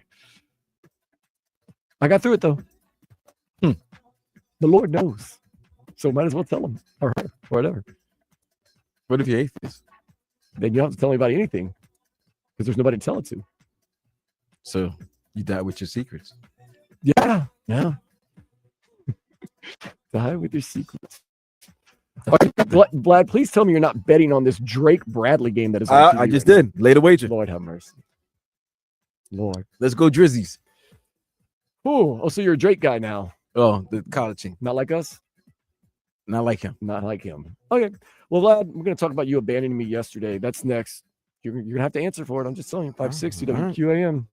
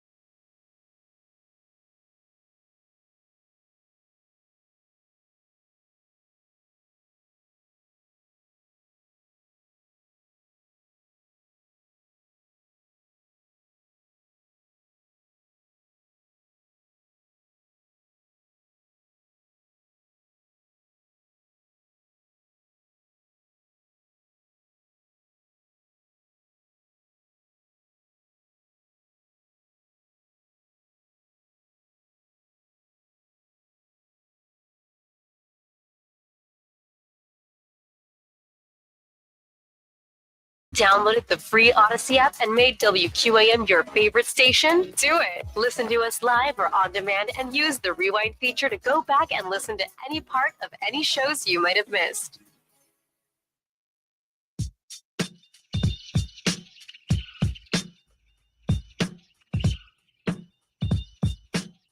Always got some good sports going on. Of course, sometimes you're like, I mean, who cares about Drake or Bradley? But it's something to watch. It's something to enjoy that's going on TV. You gotta love a game between two first names. Yep, that's it, man. Drake or Bradley. I don't know which one I like more. It would have been Drake, but now, you know, things are a little hazier on that. Leave Aubrey alone.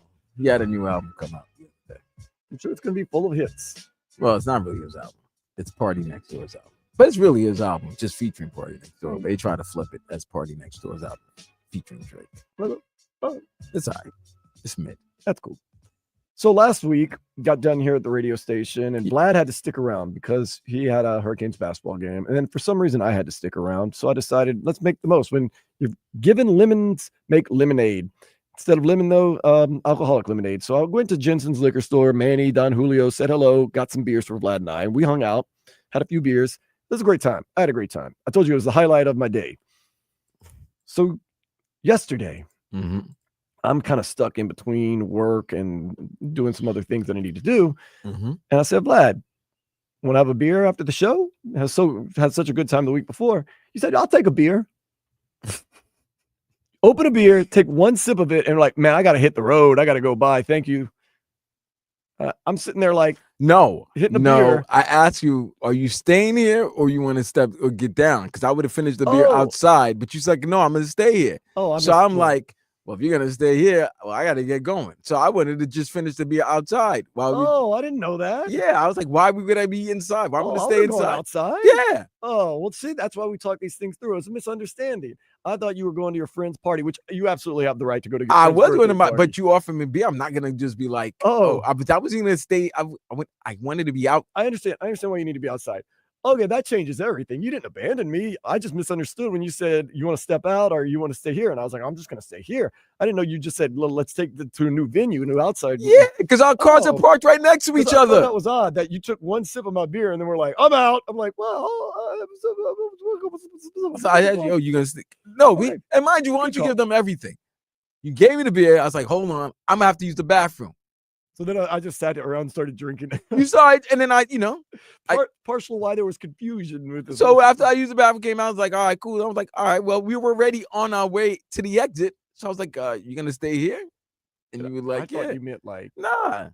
I gotta leave. I gotta get to the backyard. I was like, okay, come on, man. But I figured, you know what? I'll let it slide because number one, it's family. It happens. Number two, it's your friend's birthday. I mean, that's more important than sitting around with me having a beer.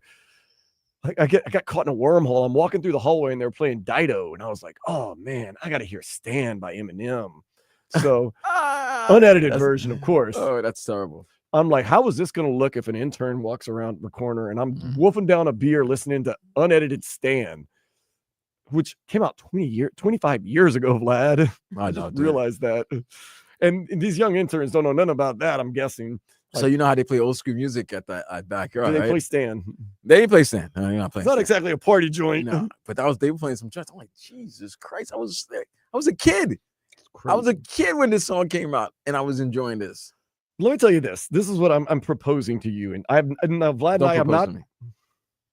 We have not talked off the air. We have not set this up. This is just me asking. Okay, just don't propose. I've had such a good time last week, especially when we actually spent some time having beers, talking, and the one sip that we enjoyed and had yesterday. I'm thinking starting next week, we need to have some rap shows here after the show.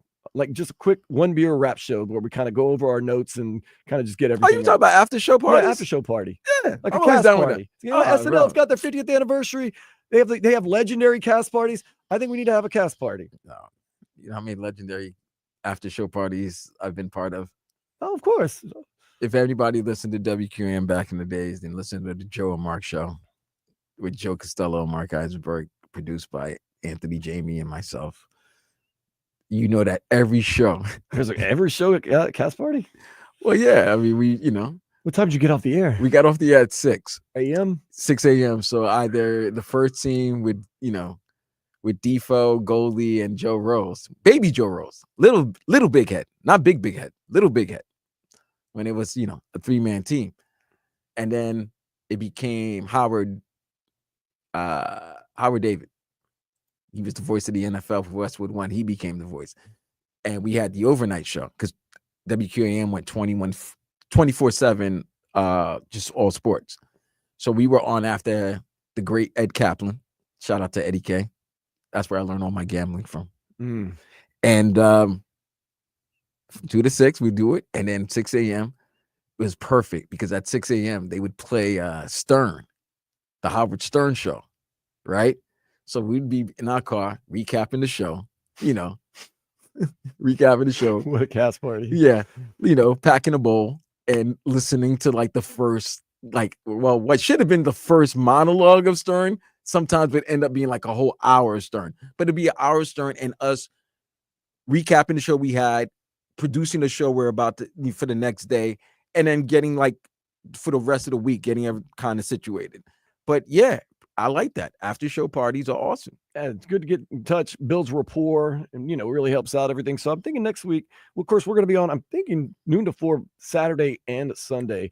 So I'll ask you which you prefer, which day would you prefer, Saturday or Sunday? We'll figure out your schedule as it gets closer. And if the cast parties get crazy or funny or wild, maybe we'll stream one live on Instagram or something like that. No. I mean, it's not going to be, you know what I mean? Like, if there gets to be like cussing, screaming fun, not on 560s, on my own personal Instagram. No, zero. I'm an open book, I'll be filming myself tonight. You're an exhibition. You're like exhibition, huh? Nah, You're just exhibitionist. So. I live my life. But yeah, no, I had a great time. So we'll have to do that today. I got some issues, man. I got to deal with a lot of stuff after show today. So, Dan, you always got issues. I mean, man. And then I got to get up at 4 a.m. tomorrow for the Joe Rose show. So it's one of those tough things. life. It's not a tough. It's a good life, man. It's a good life. I like. All right, enough about you and your life. But we will do after show parties. There will be I got a question rap for you. party. What's the chances of Tyler Hero taking All-Star MVP tonight? None. Really? You giving no shot? Nope. I mean, then again, they have that weird. It's not like a traditional NBA All-Star game. It's that kind of like winner advances 2 games. It's you know what it is? It's like a bad AAU tournament. Oh yeah, I guess. Yeah. Because you got to hit. It's a target number, right? You got to hit. It's supposedly 40 for both games, and then the 2 winners play each other in the finals. Yes, that's going to be like at 9:40 at night Eastern time. Well, I can tell you exactly. 10 o'clock Eastern time now. They've moved it back. 8:20 is the first game. 9:10 is the second game. 10 o'clock going to be the championship game. TNT, TBS, and True TV. I mean, yeah, Tyler Hero, no. In the old way of doing it, no. Because remember, like Bam last year, he played a grand total of like 8 minutes and hit 1 3. Like they're not going to give him enough time. But now that they've spread it out over 4 teams, Tyler Hero has more of a chance to play. So he could get hot and actually possibly try to make an MVP run. So I give it about a 15% chance that Tyler Hero wins the MVP tonight. Would you say? I mean, if it weren't for the old traditional way, I would give him a 3% chance because, like I said, there's just not enough minutes to go around. He's in reserve. He's not a starter. It's his first year. They're not going to roll him out there and start giving him the ball. You got to. We didn't get to this, but earlier Draymond Green was saying he wants the NBA referees to get back to giving calls to better players instead of treating everybody fairly. They're not going to treat Tyler Hero fairly because it's his first time in the WNBA. He hadn't earned his stripes enough in the NBA All-Star game. Yeah, he's a 6th man of the year. Was he rookie of the year? No, he didn't win rookie of the year. No, I didn't even win rookie of the year that year. I don't know. It's that weird bubble year. Okay, we can look at a list of NBA rookies of the year. He might have, but I know he was 6th man of the year. So he was. Yep. And we made so much fun. Like he needs to go back to being 6th man. He's proven he does not need to go back to being 6th man because he has definitely been an all-star this year. No, he's earned his stripes in the NBA, bro. No, the rookie of the year. It was LaMelo, I believe. No, it was Ja Morant. 1920. Yeah, 1920. Yeah, it was Ja Morant. Or 2020. Yeah, the 2019-2020. Who won it in 1920 though? It doesn't go back that far. There was no NBA. First. Oh my goodness, I shouldn't have even read this. The first NBA rookie of the year, William Melchioni. Who? Fort Wayne Pistons. Uh-uh. I'll go up a little bit further. The third, 1955, Bob Pettit. I know about Pettit. LSU guy.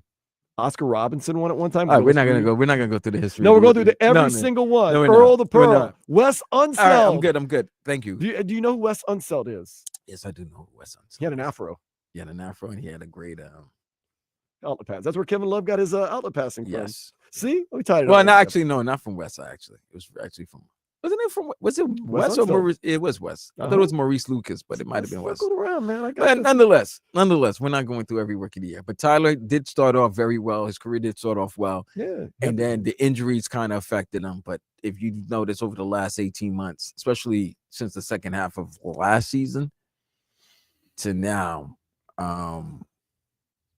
he's been playing Pat Riley excellent said, basketball. Pat Riley said, "Do everything I tell you to do, health wise and playing wise, and you'll be all right." And he called him out Trust me. last year. He said, called him he said- fragile. but he said, "Trust me." Tyler Hero trusted in him, and look what it's got him in an All-Star game. Make it happen. All right, gonna wrap up the show next here on 560 WQA.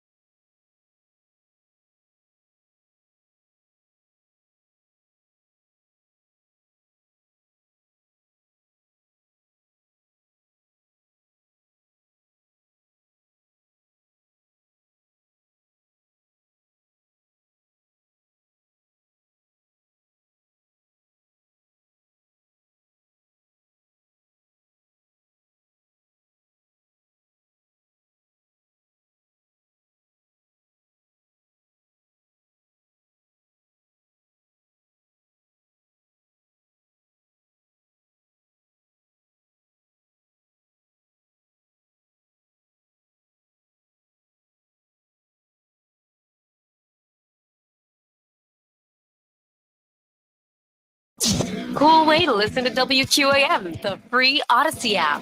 Download it today and make us your favorite station. Same great shows, same great games. Plus, you can use the rewind feature and listen to anything you missed. Hurry. Yesterday's price is not today's price. Wrapping up the show on a Sunday fun day. And it's always a Sunday fun day for myself and my cousin Vladimir Lewisson. We get to hang out with you right here, 560 WQAM on the Odyssey app around the world and on YouTube and Twitch, 560 WQAM. I meant to tell you, Vlad, I got caught in a wormhole yesterday as I was hanging around here trying to finish one off.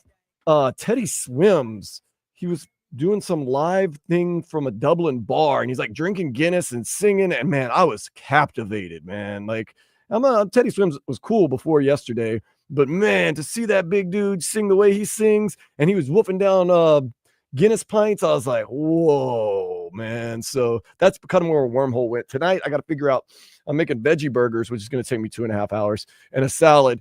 I don't know if I want to listen to Bad Bunny's new album or J Balvin's most recent album, because I'm going to go reggaeton. So 305-567-0560 these last minutes. Which one should I listen to? I've listened to them both before, but you know how that goes. Vlad, are you doing some hip hop stuff tonight? Nah, baby. I'm chilling. I'm chilling for the night. Do you listen to hip hop on an everyday basis? I do, depending on the day. If all right, so really depending on the day. No.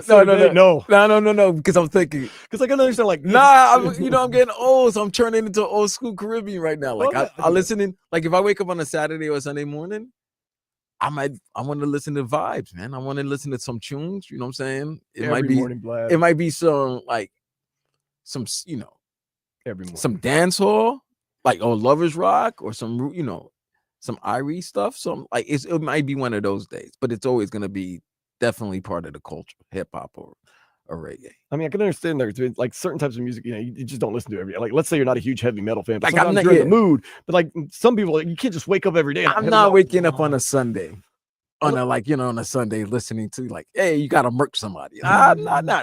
I listen to reggae every morning when I get ready, like brush my teeth, put on deodorant, straighten out. Definitely listen to some tunes. I listen to reggae every start day. Cleaning the house and stuff like that, getting the house ready. Yeah, when I clean the house, I kind of just figure out what I want to listen to. But it's a morning thing, though. It's a morning thing. It's got to be Saturday or Sunday morning. I used to listen to reggae every weekend, all weekend long. Now I'm changing up my listening routines a little bit and try to get everything going.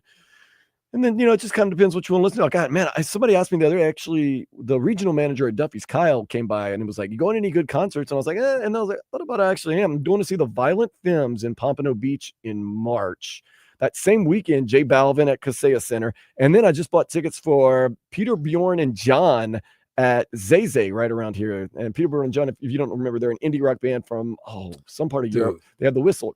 Speaking of concerts, I'm gonna say this, man. This is Vlad. This is all Vlad. All right. This is scary. Yeah, I don't think Amerant Bank Arena is gonna hold another show or event.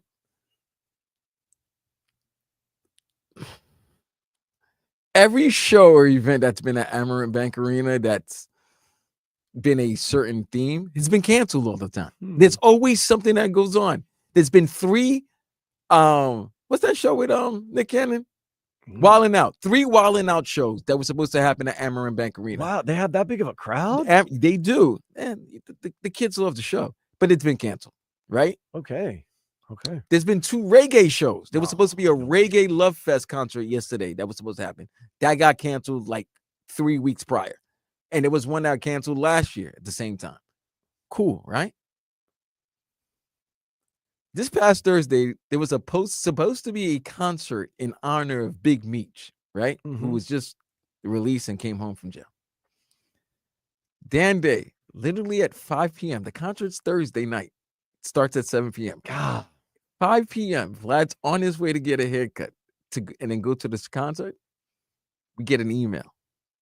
That's the worst way to find out, too. Like literally like check 90 minutes before the concert. So I don't check any of that and stuff. it says this concert's been canceled, refund, this, that, and the other. And I'm like, how many times Amerant Bank Arena is going to host an event and it's going to be canceled because of the people? That's costly, too. It is costly. Venue and, it's a waste of everything. So I'm like, I don't know. I am going this Saturday. No, this this Friday to the We Them Ones comedy special. We'll see.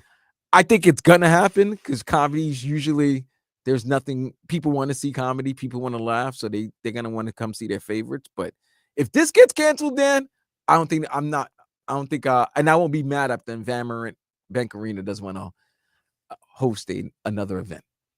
Man, it's a lot of cancellations. Or too many, bro. That's a lot. The only concert that's been that was scheduled and went through was I think the Rod Wave concert. Oh, Rod Wave, yeah. and Buju last year. Buju made it through. Buju made it through. Other than that, every concert. I will say you're better than me because once I get away from work, I check zero. Unless it's a text, I'm not checking my email. So I'll show up to like wherever, Amarant, Kaseya, FPL Amphitheater. I'm like, ooh, it's not crowded yet. Let me hurry up and park. And I'll be like, wait a second, this parking lot doesn't look right. And then I'll get up to the front and there'll be sign like the show has been canceled. I'm like, oh.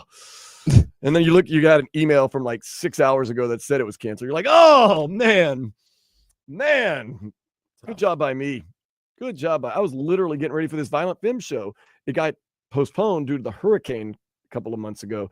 I was literally putting clothes on when a friend of mine texted me like, I guess I won't be seeing you tonight. I was like, why won't you be seeing me? And like, the show's been postponed. I was like, whew. Thank goodness you told me because I was driving myself up to Pompano Beach. Now, we got a lot to do in Pompano Beach, but still, you do better than me. How did you just get a notification or? We got an email. So okay, so your email? So here's this was what made it funny. So a friend of mine she's been harassing me for these tickets, right? So I'm like, I got you. I love when someone harasses you for tickets. And then here's the thing. I can't go. They tell me they can't go. Of course. No. They tell me they can't go, but they have friends that want to go. I'm like, why can't you go? She tells me her Fashion Nova outfit hasn't arrived yet. I'm like, so wait a minute. You brought an outfit for this concert? Yes. But you're not going to go to the concert because the outfit hasn't arrived? Yes. But you have many other outfits that you can wear. So, therefore, that's one. My best story of all time. I had a friend and his girlfriend. They love the Foo Fighters. Foo Fighters. You got to get us tickets. I moved hell and high water to get tickets to Foo Fighters. Day of, we're not feeling good. We're sick. I was like, oh. Get there. The record label guy comes up. And he's like, hey, you guys want to go meet the Foo Fighters? I was like, yeah, sure. Dave Grohl and he's kind of gone through some things recently, but nicest guy in the world, not a meet and greet. Sits down with a bottle of wine. Is like, let's have some wine. Sits there and talks to us for like 15, 20 minutes. Sends us off. Call him up. You really should have gone to the concert. Why? Because we actually were just hanging out with lead singer of Foo Fighters. They were, no, that's not true. Start sending them pictures. Oh, and like they didn't want to admit that they were lying, that they really weren't sick. But at the same time, like, they got sick. They felt sick. See how that works out? Sometimes? Yeah, karma, right? They just didn't feel like going, and then sick. They were sick to the stomach, all right. Felt bad for him in a way. Yeah, man, don't beg me. Because you're harassing me and I'm going out of my way to do it, and then I've done everything. But you're lucky the concert got canceled. Yeah, but your reasoning for not going pissed me off. Why? Because you didn't get that's bad. Your clothes didn't get. The clothes were delayed. I had a hospital emergency. This is it, Vlad.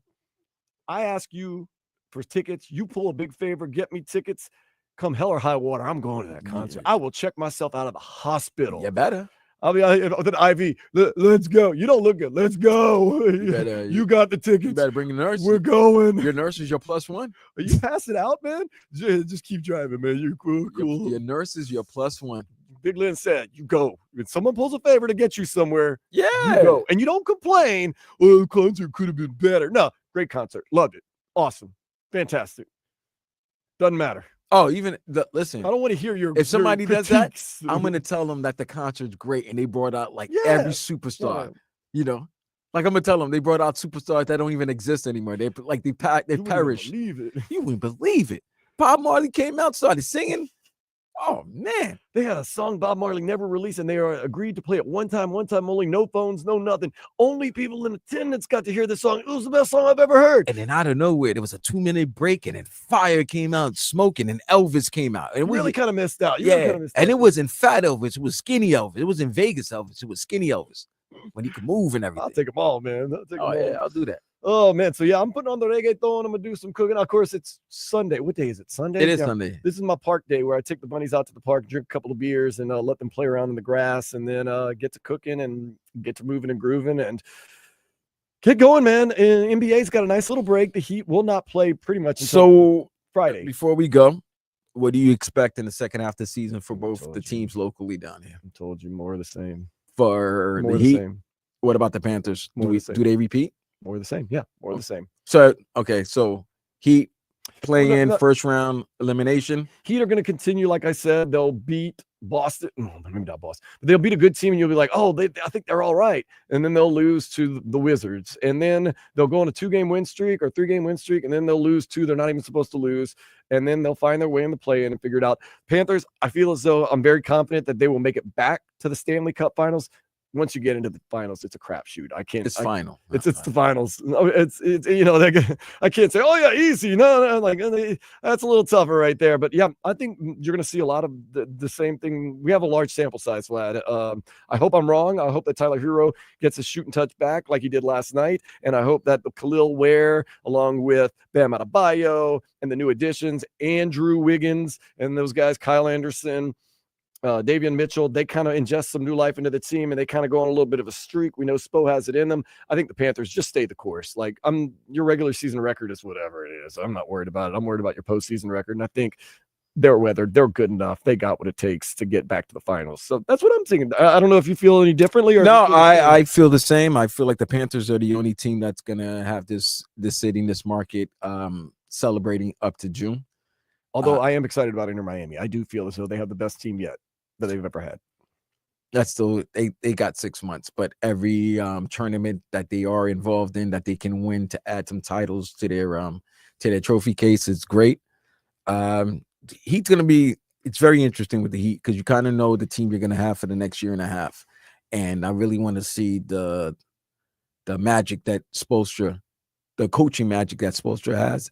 I want to see if it's gonna come back because we can say this has probably been one of his worst coaching years. It's been a challenge. It's been a challenging year all altogether. around, but really, it has because been. of the challenge. Everything's under a microscope, so every decision is picked apart, and a lot of decisions he's made so far in the first 57 games of the season have not been great. The second half of the season is going to be a sprint. It's going to be a sprint because it's not really the second half of the season. It's not. It's just the All-Star break. These are the games after the All-Star break. The mythical halfway right part of the season. Because we're already in the middle of February. It's going to be. They're probably going to play a game every other day in March. Yeah, in April. And they have this is the good news. In I think March, 16 out of 18 games or something are home games. So you do have that. You have the benefit of that. So Miami has had a lot of road games this year. They are 25-28, meaning that they have played 53 games of 82 games. They start February. Yeah, they they end the road trip. 29 more games left this season. They end their road trip coming back Friday at Toronto, Sunday at Milwaukee, and then Monday at Atlanta. And then they play Atlanta again Wednesday, and then they start a 4-game homestand: Atlanta, Indiana, New York, Washington. They go on the road for Cleveland, and then they're back at home for another 5 in a row. Right. So they're pretty much they're going to be at home for most of March and April. Yeah, benefit for some home cooking. They have had a lot of away games, so that does lend you to having a little bit of hope. Maybe they can sprint to the finish, get up into that 6-5 seed, make some noise in the playoffs. Look, good coaches, there's one thing I've learned: never doubt them. You may want to question and say, like, what is he doing? What is she doing? I don't understand it.